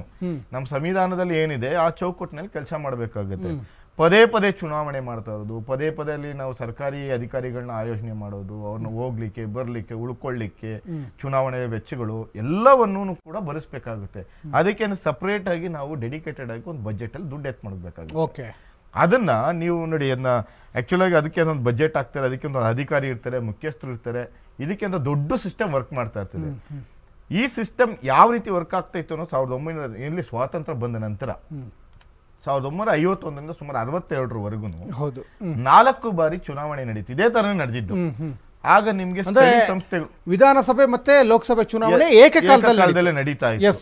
ಯಾಕೆ ತದನಂತರ ಅದು ಮುಂದುವರಿಲಿಲ್ಲ ಅಂತಂದ್ರೆ, ಕೆಲವೊಂದು ರಾಜ್ಯಗಳಲ್ಲಿ ಅಲ್ಲಿನ ಫಾರ್ ಎಕ್ಸಾಂಪಲ್ ನಾನು ಹೇಳ್ತಾ ಇರೋದು, ಫಾರ್ ಎಕ್ಸಾಂಪಲ್ ಈಗ ಸ್ಟೇಟ್ ಲೆವೆಲ್ ಅಲ್ಲಿ ಒಬ್ಬ ರಾಜಕಾರಣಿ ಇರ್ತಾನೆ ಅಥವಾ ಒಬ್ಬ ನಾಯಕ ಇರ್ತಾನೆ, ಆತನು ಸ್ಥಳೀಯ ವಿಷಯಗಳನ್ನ ಇಟ್ಕೊಂಡು ಅದನ್ನ ಮುಂದಿಟ್ಕೊಂಡು ಅದ್ರ ಪರವಾಗಿ ಹೋರಾಟ ಮಾಡಿ ಆ ಪ್ರದೇಶಕ್ಕೆ ಬೇಕಾಗದಂತ ಅವಶ್ಯಕತೆಗಳು ಏನೇನಿದೆ ಅಂತ ಅದಕ್ಕೆ ಪ್ರಾಮುಖ್ಯತೆ ಕೊಡ್ತಾ ಹೋಗ್ತಾರೆ. ಅವಾಗ ಏನಾಗ್ತಾ ಇತ್ತು, ಪ್ರಾದೇಶಿಕ ಪಕ್ಷಗಳು ಕೂಡ ಇನ್ವಾಲ್ವ್ ಆಗ್ತಾ ಇತ್ತು. ಡಾಕ್ಟರ್ ಬಾಬಾ ಸಾಹೇಬ್ ಅಂಬೇಡ್ಕರ್ ಅವರು ಬರೆದಂತಹ ಏನಿದೆ ಸಂವಿಧಾನದಲ್ಲಿ, ಮೂಲ ವ್ಯವಸ್ಥೆಗಳಿಗೆ ಮೂಲಭೂತ ಅವಶ್ಯಕತೆಗಳೇನಿದೆ ಅವುಗಳಿಗೆ ಆದ್ಯತೆ ನೀಡ್ತಾ ಇದ್ರು. ಸಮಾನತೆ ಅನ್ನೋದು ಬರಬೇಕು. ಯಾವ ರೀತಿ ಸಮಾನತೆ ಬರಬೇಕಂದ್ರೆ, ಸಾಮಾಜಿಕವಾಗಿ, ಶೈಕ್ಷಣಿಕವಾಗಿ, ಆರ್ಥಿಕವಾಗಿ ಎಲ್ಲಾ ರಂಗದಲ್ಲೂ ಕೂಡ ಈಕ್ವಲ್ ಆಗಿ ಅವ್ರು ಸಿಗ್ಬೇಕು ಅಂತದ್ದು. ಕೆಲವೊಂದು ರಾಜ್ಯಗಳಲ್ಲಿ ಬಹಳ ವ್ಯವಸ್ಥಿತವಾದಂತಹ ಒಂದು ಇದಿರುತ್ತೆ, ಏನೋ ಅನುಕೂಲ ವಾತಾವರಣಗಳಿರ್ತವೆ. ನೀರಾಗಬಹುದು, ಭೂಮಿ ಆಗಬಹುದು, ಅಲ್ಲಿರುವ ವಾತಾವರಣ ಎಲ್ಲವೂ ಕೂಡ ಆ ರಾಜ್ಯದಲ್ಲಿ ಸಂಪತ್ತನ್ನು ಚೆನ್ನಾಗಿ ಕೊಡುವಂತಹ ಒಂದು ರಾಜ್ಯ ಆಗಿರ್ಬೋದು. ಇನ್ನೊಂದು ರಾಜ್ಯದಲ್ಲಿ ಬೇರೆ ಒಂದು ವ್ಯವಸ್ಥೆ ಇರ್ಬೋದು, ಅಂದ್ರೆ ಅಲ್ಲಿನ ವಾತಾವರಣಕ್ಕೆ ತಕ್ಕಂಗೆ ಇರ್ಬೋದು. ಯಾವುದಕ್ಕೆ ಈಗ ನಾವು ಕೇಂದ್ರದಲ್ಲಿ ಬಂದು ಹಿಂದಿನೇ ರಾಷ್ಟ್ರ ಭಾಷೆ ಅಂತ ಆದ್ರೆ, ತಮಿಳುನಾಡಲ್ಲಿ ನಾವು ತಮಿಳ್ನವರೇ ಮಾತಾಡೋದು, ಕರ್ನಾಟಕದಲ್ಲಿ ಕನ್ನಡನೇ ಮಾತಾಡೋದು. ಆಯಾ ರಾಜ್ಯಕ್ಕೆ ಅವರ ಪ್ರಾದೇಶಿಕ ಇದು ಆಕ್ಚುಲಿ ಇದನ್ನೇ ಒಕ್ಕೂಟ ವ್ಯವಸ್ಥೆ ಅಲ್ವಾ. ಈ ಗಣತಂತ್ರ ವ್ಯವಸ್ಥೆಯಲ್ಲಿ ಏನಾಗುತ್ತೆ, ರಾಜ್ಯ ಸರ್ಕಾರಗಳೇನಿದೆ ಅವರಲ್ಲಿ ಏನ್ ಕೆಲಸ ಮಾಡಿ ಅದಕ್ಕೆ ತೆರಿಗೆಯನ್ನು ಕೇಂದ್ರಕ್ಕೆ ಕೊಡ್ತಾರೆ, ತೆರಿಗೆಯನ್ನ ಅವರೆಲ್ಲರೂ ಹಂಚುತ್ತಾರೆ. ಇಲ್ಲಿನ ವ್ಯವಸ್ಥೆನೇ ಬೇರೆ ಇರಬಹುದು, ಅಲ್ಲಿನ ವ್ಯವಸ್ಥೆನೇ ಬೇರೆ ಇದ್ದಿರಬಹುದು. ನೀವೆರಡನ್ನು ಒಂದೇ ಸರಿ ಮಾಡೋದ್ರಿಂದ ಕೇಂದ್ರ ಸರ್ಕಾರದಲ್ಲಿ ನಡೆಯುವಂತ ಪ್ರಭಾವಗಳೇನಿದೆ ಅದು ಪ್ರಾದೇಶಿಕ ಪಕ್ಷಗಳು ತಡ್ಕೊಳಕ್ಕಾಗದೇ ಇರಬಹುದು. ಅದಕ್ಕೆ ಹಲವಾರು ಉದಾಹರಣೆಗಳಿದೆ. ನಾನು ಇವ್ರನ್ನೇ ಏನು ಇದು ಮಾಡ್ತಾ ಇಲ್ಲ, ಟಾರ್ಗೆಟ್ ಮಾಡಿ ಹೇಳ್ತಾ ಇಲ್ಲ. ಬಹಳಷ್ಟು ರಾಜ್ಯಗಳಲ್ಲಿ ಕುದುರೆ ವ್ಯಾಪಾರಗಳಾಗಿದೆ ಶಾಸಕರನ್ನ.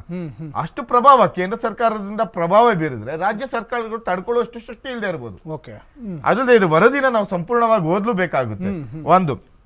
ಎರಡನೇದು ಬಂದ್ಬಿಟ್ಟು, ಏನ್ ನಡೆಯುತ್ತೆ ಈ ರಾಜ್ಯ ಸರ್ಕಾರ ಮತ್ತು ಕೇಂದ್ರ ಅಂದ್ರೆ ಲೋಕಸಭೆ ಮತ್ತು ವಿಧಾನಸಭೆಯ ನಂತರ ಕೆಲವು ಸ್ಥಳೀಯ ಸಂಸ್ಥೆಗಳಾಗಬಹುದು, ZP ಆಗ್ಬಹುದು, TP ಆಗ್ಬಹುದು, ಅಥವಾ ಲೋಕಲ್ ಬಾಡಿಗಳಾಗಬಹುದು, ಇವಾಗ ಮುನ್ಸಿಪಲ್ ಕಾರ್ಪೊರೇಷನ್ಸ್, ಇವುಗಳೆಲ್ಲ ಎಲೆಕ್ಷನ್ ಹೇಗ್ ಮಾಡ್ತಾರೆ.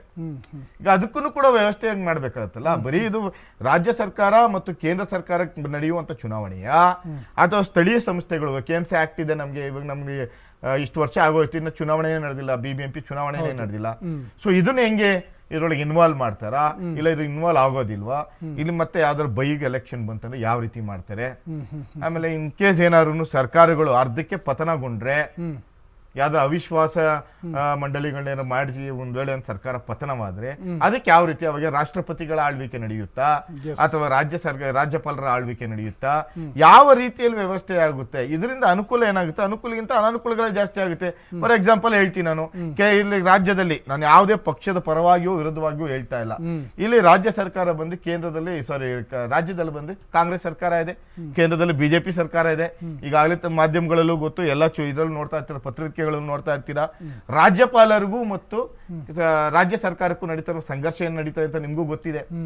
ಈಗ ರಾಜ್ಯ ಸರ್ಕಾರ ಕೇಂದ್ರದಿಂದ ಒತ್ತಡ ಇರಿ, ರಾಜ್ಯ ಸರ್ಕಾರವನ್ನು ಏನಾದ್ರು ಅಸ್ಥಿರಗೊಳಿಸಿದ್ರೆ ಗೊಳಿಸುವ ಸಾಧ್ಯತೆಗಳು ಜಾಸ್ತಿ ಇರ್ಬೋದಲ್ಲ. ಅಲ್ಲ, ಹೇಗೆ ಅಸ್ಥಿರಗೊಳಿಸ್ಲಿಕ್ಕೆ ಸಾಧ್ಯ ಆಗ್ತದೆ? ಶಾಸಕರ ಸಂಖ್ಯೆ ಜಾಸ್ತಿ ಇದ್ದಾಗ ಹೇಗೆ ನೀವು ಅಸ್ಥಿರ ಮಾಡ್ತೀರಾ? ಹೌದು, ನಾನು ಹೇಳ್ತಾ ಇದ್ದೀನಲ್ಲ, ಅದನ್ನೇ ಹೇಳ್ತಾ ಇರೋದು ನೋಡಿ. ಈಗ 136 ಇರುವಂತ ಶಾಸಕರಂತ ಜಾಗದಲ್ಲಿ ಸುಭದ್ರ ಸರ್ಕಾರ ಅಂತ ಅವರೇ ಸುಭದ್ರ ಸರ್ಕಾರ ಅಂತ ಹೇಳ್ತಾ ಇದ್ದೀನಿ. ರಾಜ್ಯ ಸರ್ಕಾರದ ಮೇಲೆ ಪ್ರಭಾವ ಬೀರಿ. ಈಗ ನೀವು ಮಹಾರಾಷ್ಟ್ರದಲ್ಲಿ ನೋಡಬಹುದು, ಅವ್ರದೇ ಒಂದು ಶಿಂದೆ ಅವ್ರದೇ ಒಂದು ಬಣ, ಇನ್ನೊಂದು ಬಣ ಠಾಕ್ರೆ ಅವ್ರದೇ ಒಂದು ಬಣ ಮಾಡ್ಕೊಂಡಿದ್ದಾರೆ. ಅಲ್ಲೂ ಕೂಡ ಇತ್ತು.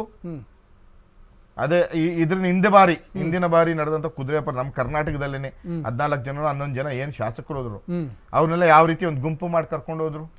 ಈ ರೀತಿ ಎಲ್ಲಾ ಸಾಧ್ಯತೆಗಳು ಇದೆ. ಬಿಜೆಪಿ ಅಂತ ಎಲ್ಲ ಇದಕ್ ಮುಂಚೆ ಇದ್ದ ಕಾಂಗ್ರೆಸ್ ಸರ್ಕಾರಗಳು ಕೆಲವೊಂದ್ ಕಡೆ ಟ್ಯಾಪಲ್ ಮಾಡಿಸಿದಾರೆ ಅಂತ ಕೇಳಿದೀವಿ.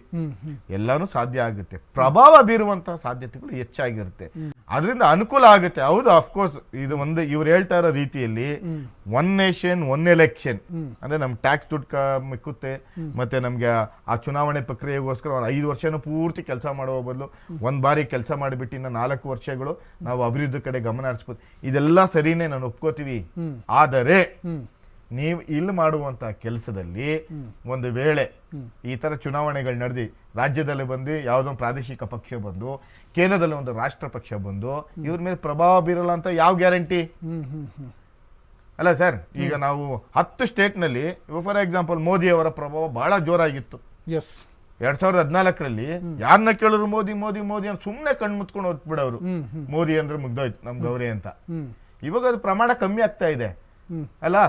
ಇವಾಗ ಆ ತರನೇ 2014ರಲ್ಲಿ ಬಂದಂಗೆನೆ ಫುಲ್ ಸಾರ್ವತ್ರಿಕವಾಗಿ 2 ಚುನಾವಣೆ ಮಾಡ್ಬಿಟ್ರು ಅಂತ ತಿಳ್ಕೊಳ್ಳಿ.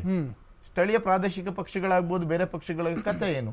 ಪ್ರಜಾತಂತ್ರ ವ್ಯವಸ್ಥೆ ಅದೇನ ಸ್ಟಾರ್ಟಿಂಗ್ ಒಂದು ವ್ಯವಸ್ಥೆ ಇರ್ತದೆ. ಆ ಸಿಸ್ಟಮ್ ಹೆಂಗೋ ವರ್ಕ್ ಮಾಡುತ್ತೆ ಅಂದ್ರೆ ಆಡಳಿತ ಪಕ್ಷ ವಿರೋಧ ಪಕ್ಷಗಳು ಅವ್ರವ್ರ ಕಾರ್ಯವನ್ನು ನಿರ್ವಹಿಸಬೇಕು. ವಿರೋಧ ಪಕ್ಷವೇ ಇಲ್ಲ ಅನ್ನೋದ್ ರೀತಿಯಲ್ಲಿ ಮಾತಾಡಿಬಿಟ್ರೆ ಅದೇನಿರುತ್ತೆ, ಸರ್ವಾಧಿಕಾರಿ ವ್ಯವಸ್ಥೆ. ಅರುಣ್ ಅವರೇ, ಮುಖ್ಯವಾಗಿ ಈ ಒಂದು ದೇಶ ಒಂದು ಚುನಾವಣೆ ಅನ್ನೋದು ಲೋಕಸಭೆ ಮತ್ತು ವಿಧಾನಸಭಾ ಚುನಾವಣೆಯನ್ನ ಏಕಕಾಲದಲ್ಲಿ ನಡೆಸಬೇಕು ಅನ್ನುವಂತಹ ಒಂದು ಕನಸನ್ನ ಇಟ್ಕೊಂಡಿದೆ ನರೇಂದ್ರ ಮೋದಿ ನೇತೃತ್ವದ NDA ಸರ್ಕಾರ. ಆದರೆ ಸ್ಥಳೀಯ ಚುನಾವಣೆಗಳನ್ನು ಯಾವ ರೀತಿ ಪರಿಗಣಿಸ್ತಾರೆ ಅಂತ, ಈಗ ನಗರಸಭೆ ಚುನಾವಣೆಗಳಿರ್ತವೆ, BBMP ಚುನಾವಣೆ ಇರುತ್ತೆ, ಈ ಚುನಾವಣೆಗಳನ್ನು ಇದಕ್ಕೆ ಇನ್ಕ್ಲೂಡ್ ಮಾಡ್ತಾರಾ ಅಥವಾ ಅದು ಸಪರೇಟ್ ಅಂತ? ಈಗಾಗಲೇ ಅಶ್ವಿನಿ ವೈಷ್ಣವ್ ಅವರ ಮಾತುಗಳನ್ನು ಕೇಳಿದಾಗ ಇನ್ನು ಕೂಡ ಆ ವರದಿ ಸಂಪೂರ್ಣವಾಗಿ ಬಹಿರಂಗ ಆಗ್ಬೇಕು, ಮತ್ತೆ ಅದರ ಮೇಲ್ಗಡೆ ಏನೇನು ಅಂಶಗಳಿವೆ ಅದನ್ನೆಲ್ಲ ಪರಿಗಣಿಸಬೇಕು, ಮತ್ತೆ ನಮ್ಮ ದೇಶದ ಸಂಸತ್ತಿನಲ್ಲಿ ಅದರ ಬಗ್ಗೆ ಪರ ವಿರೋಧ ಚರ್ಚೆಗಳಾಗ್ಬೇಕು. ಇದೆಲ್ಲ ಆದ್ಮೇಲೆ ಒಂದು ಹಂತಕ್ಕೆ ಅದು ಬರುತ್ತೆ. ಆದ್ರೆ ಅಶ್ವಿನಿ ವೈಷ್ಣವ್ ಅವರು ಏನ್ ಹೇಳಿದ್ದಾರೆ ಅದನ್ನು ಗಮನಿಸಿದ್ರೆ ಬಹಳ ಸುಂದರ. ಒಂದು ನಮ್ಮ ಕರ್ನಾಟಕದಲ್ಲಿ ಕೂಡ 2004ರಲ್ಲಿ ಅನ್ಕೊಳ್ತೀನಿ ವಿಧಾನಸಭಾ ಮತ್ತು ಸಂಸತ್ತಿಗೆ ಒಟ್ಟಿಗೆ ಎಲೆಕ್ಷನ್ ನಡೆದಿತ್ತು. ಅವಾಗ ಅಟಲ್ ಬಿಹಾರಿ ವಾಜಪೇಯಿ ಅವರ ಅಲೆ ಬಹಳ ಜೋರಿತ್ತು. ಆದ್ರೂ ಕೂಡ ಅಲ್ಲಿ ನಿರೀಕ್ಷೆ ಮಾಡಿದಷ್ಟು ಸೀಟುಗಳು ಬಿಜೆಪಿಗೆ ಬಂದಿರಲಿಲ್ಲ, ಸಮ್ಮಿಶ್ರ ಸರ್ಕಾರ ಬಂದಿತ್ತು. ಅದು ಒಂದು ವಿಷಯ. ಮತ್ತೆ ಒಡಿಶಾದಲ್ಲಿ 2000 ಇದರಲ್ಲಿ ಮಧ್ಯದಲ್ಲಿ ಕೂಡ ಎಲೆಕ್ಷನ್ ಆಗಿತ್ತು. ಅವಾಗ ಒಡಿಶಾದಲ್ಲಿ ಏನೋ ಮೋದಿಜಿ ಅವರು ಲ್ಯಾಂಡ್ ಸ್ಲೈಡ್ ವಿಕ್ಟರಿ ದೇಶಾದ್ಯಂತ ಬಂದ್ರು ಕೂಡ ಆ ಒಡಿಶಾದಲ್ಲಿ ಬಂದಿರ್ಲಿಲ್ಲ. ಮತ್ತೆ ಇನ್ನು ರಾಜ್ಯದಲ್ಲಿ ಇರತಕ್ಕಂಥ ತಮಿಳುನಾಡು, ಅಲ್ಲಿಯೂ ಕೂಡ ಲ್ಯಾಂಡ್ ಸ್ಲೈಡ್ ವಿಕ್ಟರಿ DMK ಪಾರ್ಟಿಗೆ ಬಂದ್ಬಿಡ್ತು. ಏನು ಮೋದಿ ಅಲ್ಲೇ ಇಷ್ಟು ದೊಡ್ಡ ಪ್ರಮಾಣದಲ್ಲಿ ಇದೆ ಅಂದ್ರೆ 1 ಸೀಟ್ ತೆಗೆದುಕೊಳ್ಳಿ, ವೋಟ್ ಶೇರ್ ಜಾಸ್ತಿ ಆಗಿದೆ, ಆದ್ರೆ 1 ಸೀಟ್ ಕೂಡ ತೆಗೆದುಕೊಳ್ಳಲಿಕ್ಕೆ ಸಮರ್ಥರಾಗಲಿಲ್ಲ.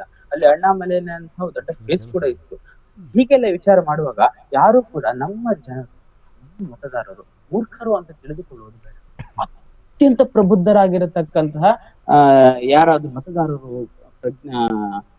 ಪ್ರಜೆಗಳು ಅಂತಿದ್ರೆ ಅದು ನಮ್ಮ ಭಾರತೀಯ ಪ್ರಜೆಗಳು. ನಮ್ಮ ಅಷ್ಟೊಂದು ಫುಲಿಶ್ ಅಲ್ಲ ನಮ್ಮ ಜನಗಳು. ಅದು ಯಾರು ಕೂಡ ತಿಳಿದುಕೊಳ್ಳೋದೇ ಬೇಡ. ಹೀಗೆ ಅವರ ಪ್ರಭಾವ ಇವರ ಪ್ರಭಾವ ಇಲ್ವೇ ಇಲ್ಲ, ಹಂಗೇನಿಲ್ಲ. ಅದನ್ನು ಸರಿಯಾಗಿ ಯಾರಿಗೆ ಒತ್ತಬೇಕೋ ಅದನ್ನು ಒತ್ಕೊಂಡು ಅದಕ್ಕೆ ಬೇಕಾದ ನಿರ್ಣಯಗಳನ್ನು ಸಂಪೂರ್ಣ ಕೊಡ್ತಾರೆ. ಇನ್ನು ಲೋಕಲ್ ಬಾಡಿ ಎಲೆಕ್ಷನ್ಗಳ ಬಗ್ಗೆ ಅಶ್ವಿನಿ ವೈಷ್ಣವ್ ಏನ್ ಹೇಳಿದ್ದಾರೆ ಅಂತ ಹೇಳಿದ್ರೆ, ರಾಜ್ಯ ಮತ್ತು ಈ ಲೋಕಸಭೆಗೆ ಅದಕ್ಕೆ ಒಟ್ಟಿಗೆ ಎಲೆಕ್ಷನ್ ಮಾಡೋಣ, ಒಟ್ಟಿಗೆ. ಮತ್ತೆ ಲೋಕಲ್ ಬಾಡಿ ಎಲೆಕ್ಷನ್ಸ್ ಗಳಿರುತ್ತೆ, ಜಿಲ್ಲಾ ಪಂಚಾಯತ್, ತಾಲೂಕ್ ಪಂಚಾಯತ್, ಮಂಗಳೂರು ಮಹಾನಗರ ಪಾಲಿಕೆಗಳು, ಇಂಥ ಎಲೆಕ್ಷನ್ ಗಳಿಗೋಸ್ಕರ ಮತ್ತೊಂದು 100 ಡೇಸ್ ನೊಳಗಡೆ ಈ 2 ಎಲೆಕ್ಷನ್ ಆ ಪ್ರಾಂತದಲ್ಲಿ ನಡೆದು ಹೋಗ್ಬೇಕು. ಅದರ ನಂತರ ಉಳಿದ 5 ವರ್ಷಗಳ ಕಾಲ ಇಬ್ರು ಸೇರಿಕೊಂಡು ದೇಶದ ಅಭಿವೃದ್ಧಿಗೋಸ್ಕರ ಚಿಂತನೆ ಮಾಡ್ತಾ ನಾವು 5 ವರ್ಷಗಳ ಕಾಲ ಉತ್ತಮವಾಗಿರತಕ್ಕಂತ ದೇಶ ಕೊಟ್ಲಿಕ್ಕೋಸ್ಕರ ರಚನಾತ್ಮಕವಾಗಿ ಕೆಲಸ ಮಾಡುವಂತ ಕಾರ್ಯವನ್ನು ಮಾಡೋಣ ಇನ್ನು ಅನ್ನುವಂತ ಉದಾಹರಣೆಯನ್ನು ಕೊಟ್ರು. ಇದು ಬಹಳ ಬ್ಯೂಟಿಫುಲ್ ಆಗಿರತಕ್ಕಂತ ಉದಾಹರಣೆ ಅಂತ ನಾನು ಅಂದ್ಕೊಂಡಿದ್ದೀನಿ. ಹೀಗೆ ಇದರಲ್ಲಿ ಇನ್ನೂ ಕೂಡ ಏನೇನು ಕೊರತೆ ಬರ್ಬೋದು. ಉದಾಹರಣೆಗೆ ನಮ್ಮ ಸಂವಿಧಾನ ತಿದ್ದುಪಡಿ ಬರಬೇಕು. 83ನೇ ವಿಧಿ ಅವಧಿಯನ್ನು ಘೋಷಿಸುತ್ತೆ. ಮತ್ತೆ ವಿಸರ್ಜನೆಗೆ 85ನೇ ವಿಧಿ, ಹಾಗೆ 172 ಮತ್ತು 174 ರಾಜ್ಯಗಳಿಗೆ ಸಂಬಂಧಪಟ್ಟದ್ದು, ಮತ್ತೆ 356ನೇ ವಿಧಿ ರಾಷ್ಟ್ರಪತಿ ಶಾಸನದ ಬಗ್ಗೆ, ಇದಕ್ಕೆ ಕೂಡ ತಿದ್ದುಪಡಿ ಅಂತ ತರಬೇಕು. ಅದಕ್ಕೆ ಸೂಕ್ತವಾಗಿರ್ತಕ್ಕಂಥ ತಿದ್ದುಪಡಿ ಅಂತಂದು ಇದ್ರ ಬಗ್ಗೆ ಅತ್ಯಂತ ಭಾರತೀಯ ಜನತಾ ಪಕ್ಷ ಅತ್ಯಂತ ಕಾನ್ಶಿಯಸ್ ಆಗಿದೆ.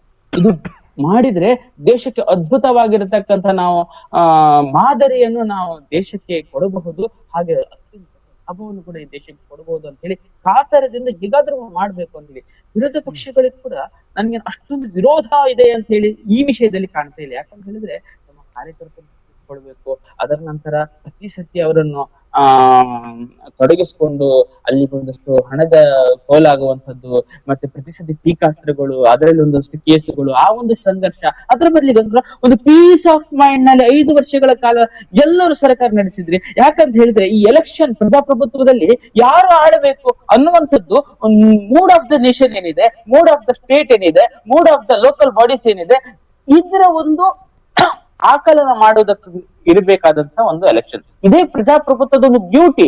ಆದ್ರೆ ಇದೇ ನಮಗೆ ಹೊರಗೆ ಆಗಬಾರದಲ್ವಾ?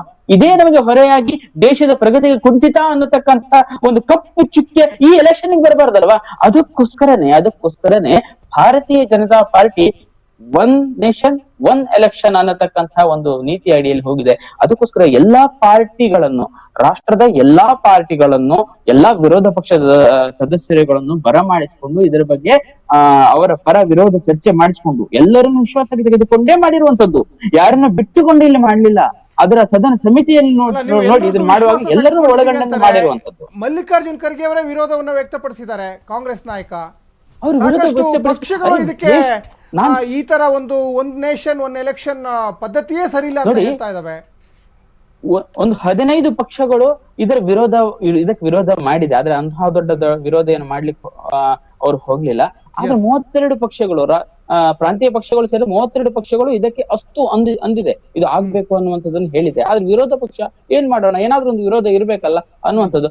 ಈಗಲೇ ಮೋದಿಜಿ ಅವರಿಗೆ ಬೇಷ್ ಅಂತ ಹೇಳಿಬಿಟ್ರೆ ಹರಿಯಾಣ ಕಳ್ಕೊಂಡ್ಬಿಟ್ರೆ, ನಾಳೆ ಕಾಶ್ಮೀರ ಕಳ್ಕೊಂಡ್ಬಿಟ್ರೆ ಅನ್ನೋ ಭಯ ಇರುತ್ತೆ ಅವರಿಗೆ. ಅದಕ್ಕೋಸ್ಕರ ಅವರು ಒಂದಷ್ಟು ವಿರೋಧ ಅನ್ನತಕ್ಕಂಥ ಭಾವದಲ್ಲಿ ಮಾತಾಡಿದ್ರೆ ನಮ್ಗೆ ಕೂಡ ಅರ್ಥವಾಗುತ್ತೆ ಅವರ ಪರಿಸ್ಥಿತಿ. ಆದ್ರಿಂದ ಅವರಿಗೂ ಕೂಡ ಚೆನ್ನಾಗಿ ಗೊತ್ತಿದೆ, ಕಾಂಗ್ರೆಸ್ನವ್ರಿಗೂ ಕೂಡ ಗೊತ್ತಿದೆ ಇದರಿಂದ ಲಾಭ ಏನಾದ್ರೂ ಆದ್ರೆ ದೇಶಕ್ಕೂ ಲಾಭ ಆಗುತ್ತೆ, ಜನರಿಗೂ ಲಾಭ ಆಗುತ್ತೆ, ನಮ್ಮ ಕಾಂಗ್ರೆಸ್ಸಿಗೂ ಲಾಭ ಆಗುತ್ತೆ ಅಂತ ಹೇಳಿ ಅವರಿಗೂ ಕೂಡ ಗೊತ್ತಿದೆ. ಯಾಕಂತ ಹೇಳಿದ್ರೆ ಪದೇ ಈ ಯಾತ್ರೆಗಳನ್ನು ಮಾಡಿಕೊಂಡು ಸುಸ್ತಾಗಿ ಹೋಗುವುದಕ್ಕಿಂತಲೂ ಇದೊಂದು ಮಾಡಿದ್ರೆ ಒಳ್ಳೇದು. ಮತ್ತೆ ಇದು ಮಾಡ್ಲಿಕ್ಕೆ ಸಾಧ್ಯ ಯಾರಿಗೆ ಅಂತ ಹೇಳಿದ್ರೆ ಮೋದಿಜಿಯವರ ಸರ್ಕಾರದಲ್ಲಿ ಮಾತ್ರ. ಇಲ್ಲಿ 1 ನೇಷನ್ 1 ಎಲೆಕ್ಷನ್ ಇದು ಚುನಾವಣೆಯ ವ್ಯವಸ್ಥೆಯಲ್ಲಿ ಬದಲಾವಣೆ ಮಾಡಬಹುದು, ಚುನಾವಣೆಯಲ್ಲಿ ಒಂದಿಷ್ಟು ಮಾರ್ಪಾಡುಗಳನ್ನು ಮಾಡಬಹುದು. ಚುನಾವಣೆಯನ್ನ ಏಕಕಾಲದಲ್ಲಿ ನಡೆಸಿದ್ರೆ ಪೋಲಾಗುವಂತ ಹಣವನ್ನ ಉಳಿಸಬಹುದು ಅನ್ನೋದ್ರ ಜೊತೆಗೆ ಅಭಿವೃದ್ಧಿಯೂ ಆಗ್ಬೇಕಾಗ್ತದೆ.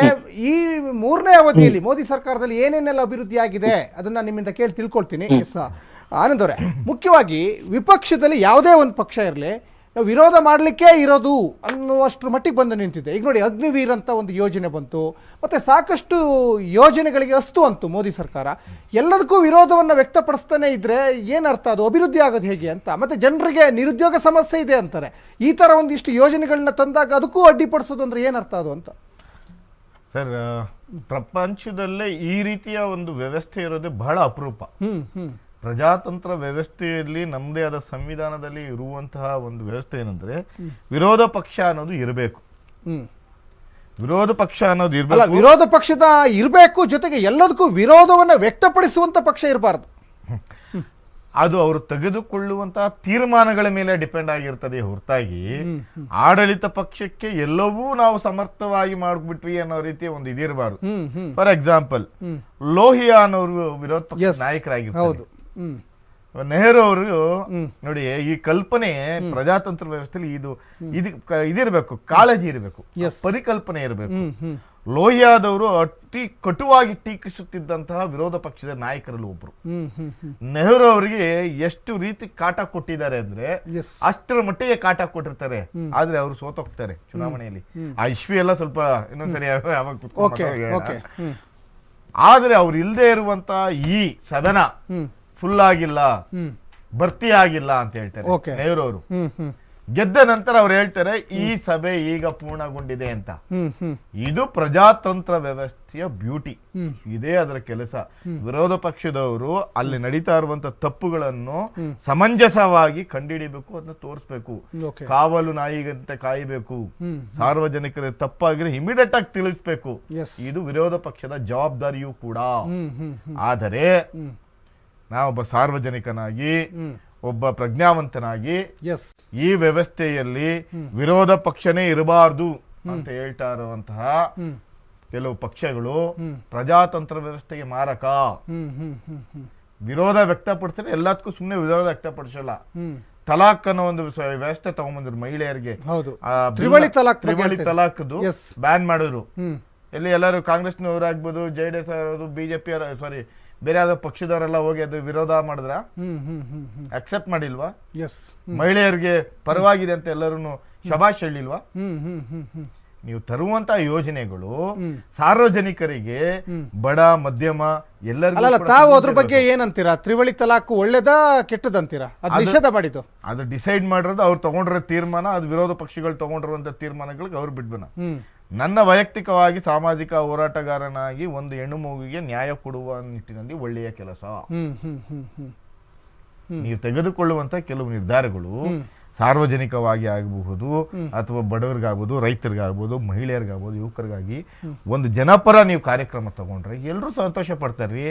ತಮಿಳ್ನಾಡಿನಲ್ಲಿ ಇನ್ನು ಅಮ್ಮ ಕ್ಯಾಂಟೀನ್ ಅಂತ ಒಂದು ಮಾಡಿದ್ರು. ಹೌದು, ಅವ್ರ ಕಾನ್ಸೆಪ್ಟ್, ಅವ್ರ ಕನಸನ್ನೇ ಇಲ್ಲಿ ಇಂದಿರಾ ಕ್ಯಾಂಟೀನ್ ಮಾಡಿದ್ರು. ಯೂಶಲ್ ಆಗಿ ತಮಿಳ್ನಾಡಿನಲ್ಲಿ ಎಷ್ಟು ರಿವಾಲ್ರಿ ಪಾಲಿಟಿಕ್ಸ್ ಇರುತ್ತಂದ್ರೆ ಅವ್ರದ್ದು ದ್ವೇಷ ರಾಜಕಾರಣ ಹೆಂಗಿತ್ತು ಅಂದ್ರೆ ಅವ್ರನ್ನ ನೋಡ್ರೆ ಇವ್ರು ನೋಡಲ್ಲ, ಮಕ್ಕ ತಿರ್ಸ್ಕೊಂಡು ಹೋಗ್ತಾ ಇದ್ರು. MK ಸ್ಟಾಲಿನ್ ಬಂದ ನಂತರ ಅಮ್ಮ ಕ್ಯಾಂಟೀನ್ ಹೆಸರು ಚೇಂಜ್ ಮಾಡಿ ಅಪ್ಪ ಕ್ಯಾಂಟೀನ್ ಅಂತ ಏನು ಮಾಡಲಿಲ್ಲ ಅವ್ರು. ಅದೇ ಕ್ಯಾಂಟೀನ್ ಅದು ಮುಂದುವರ್ಸ್ಕೊಂಡ್ರು. ಅಮ್ಮ ಅಂದ್ರೆ ಈಗ ಬೇರೆ ಸ್ಟೇಟ್ ಅಲ್ಲಿ ಆತರ ಏನಾರು ಆಗಿದೆಯಾ ಬದಲಾವಣೆ ಕ್ಯಾಂಟೀನ್ ವಿಚಾರದಲ್ಲಿ ಅಂತ? ಕ್ಯಾಂಟೀನ್ ವಿಚಾರದಲ್ಲಿ ಅಂತಲ್ಲ, ನಾನು ಹೇಳ ಬರ್ತಾರೆ ಸಬ್ಜೆಕ್ಟ್ ತಿಳ್ಕೊಳ್ಳಿ, ವಿಷಯ ಏನು ಅಂತ.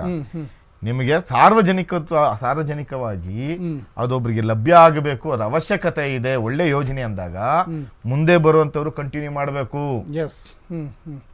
ಸಾರ್ವಜನಿಕವಾಗಿ ಅದು ಕಲ್ಯಾಣ, ಲೋಕ ಕಲ್ಯಾಣವಾಗಿರ್ಬೇಕು, ಜನ ಕಲ್ಯಾಣವಂತ ಯೋಜನೆ ಆಗಿದ್ದಾನೆ, ಖಂಡಿತವಾಗಲೂ ಮುಂದುವರ್ಸ್ಕೊಂಡು ಹೋಗ್ಬೇಕು. ವಿರೋಧ ವ್ಯಕ್ತಪಡ್ತೀನಿ ಅಂತ ನೀವು ಹೇಳ್ದಂಗೆ ಎಲ್ಲದಕ್ಕೂ ವಿರೋಧ ವ್ಯಕ್ತಪಡಿಸೋದಲ್ಲ. ಸರಿ ಇದ್ದ ಸರಿ ಅಂತ ತಗೋಬೇಕು, ತಪ್ಪು ಅಂತ ಹೇಳ್ಬೇಕು. ಇದು ಪ್ರಜಾತಂತ್ರ ವ್ಯವಸ್ಥೆ. ಅಲ್ಲ, ಈಗ ಕಾಂಗ್ರೆಸ್ ಸರ್ಕಾರದ ಕನಸು ಇಂದಿರಾ ಕ್ಯಾಂಟೀನ್, ಅದಾದ್ಮೇಲೆ ಬಿಜೆಪಿ ಸರ್ಕಾರ ಬಂತು ಇಲ್ಲಿ ಅಧಿಕಾರಕ್ಕೆ. ಇಂದಿರಾ ಕ್ಯಾಂಟೀನ್ ಏನ್ ಮುಚ್ಚಿ ಹೋಗ್ಲಿಲ್ಲ, ನೀವು ಹೇಳೋ ಕಾನ್ಸೆಪ್ಟ್ ಬರೋದಾದ್ರೆ. ಆದ್ರೆ ಈಗಲೇ ಇಂದಿರಾ ಕ್ಯಾಂಟೀನ್ಗಳು ಅಧೋಗತಿಗೆ ಹೋಗಿತ್ತವೆ ಈ ಕಾಂಗ್ರೆಸ್ ಅಧಿಕಾರದಲ್ಲಿ. ಸರ್, ನಾನು ಕಾಂಗ್ರೆಸ್ ವಕ್ತಾರ ಇನ್ನೊಂದು ಸ್ವಲ್ಪ ನೀಟಾಗಿ ಹೇಳ್ತಾ ಇದ್ದೆ. ಇನ್ನ 100 ಚಿಲ್ಲರೆ ಇಂದಿರಾ ಕ್ಯಾಂಟೀನ್ ಓಪನ್ ಆಗಿದೆ. 100ಕ್ಕೂ ಹೆಚ್ಚು ಬಸ್ಗಳನ್ನ ಬಿಡುಗಡೆ ಮಾಡಿದ್ದಾರೆ. ಲಾಸ್ ಆಗಿತ್ತು ಅದು. BMTC ಇದೇನಿದೆ ಅದು ಲಾಸ್ ಅಲ್ಲಿ ಇತ್ತು.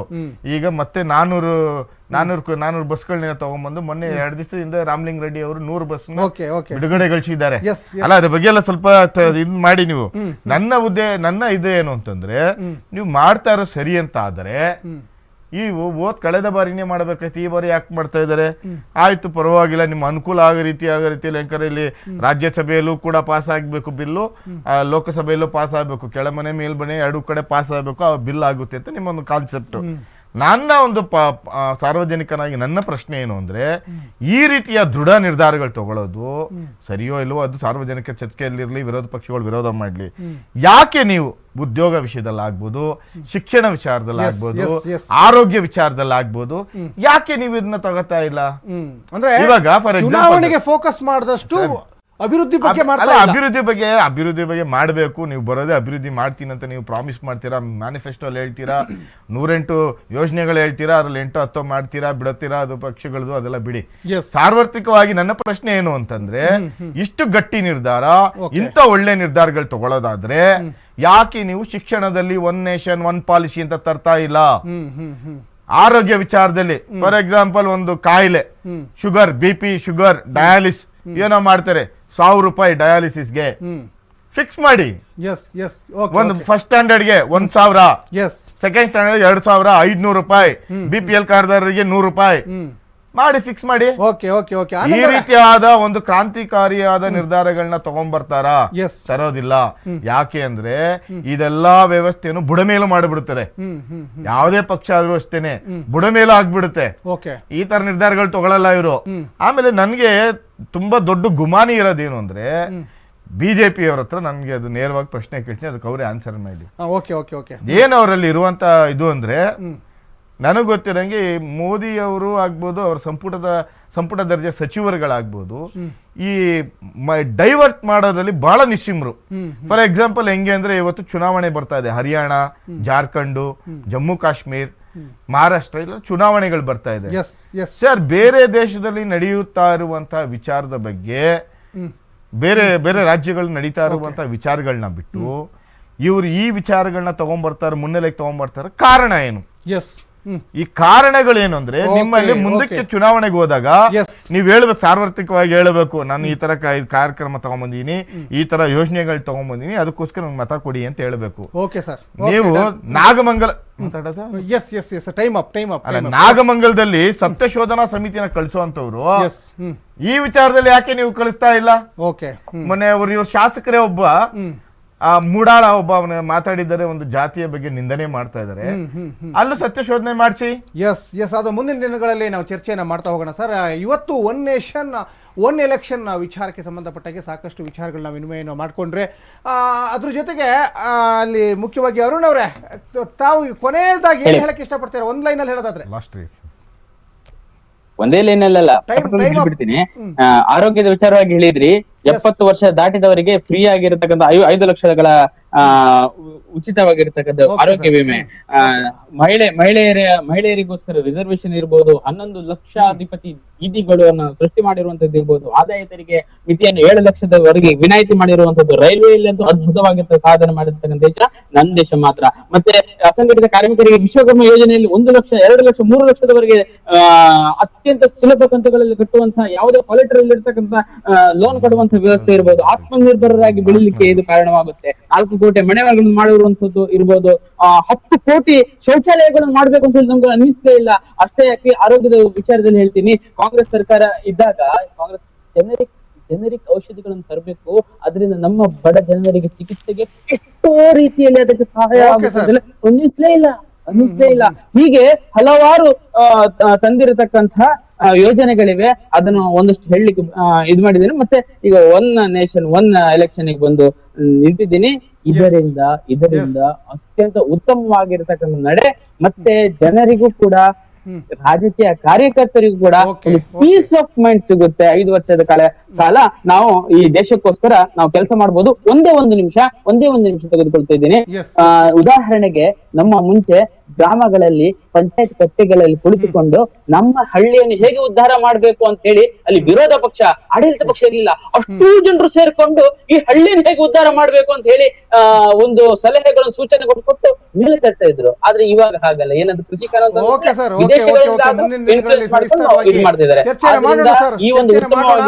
ಚರ್ಚೆಯಲ್ಲಿ ಭಾಗವಹಿಸಿದ್ರಿ, ಸಾಕಷ್ಟು ವಿಚಾರಗಳನ್ನ ವಿನಿಮಯ ಮಾಡಿಕೊಂಡ್ರಿ. ಇಬ್ಬರಿಗೂ ಕೂಡ ಧನ್ಯವಾದಗಳು. ಇದಾಗಿತ್ತು ಈ ಹೊತ್ತಿನ ವಿಶೇಷ. ನೋಡ್ತಾ ಇರಿ ಅಶ್ವವೇಗ ನ್ಯೂಸ್. ಇದು ಸತ್ಯಾನ್ವೇಷಣೆಯ ಓಟದಲ್ಲಿ.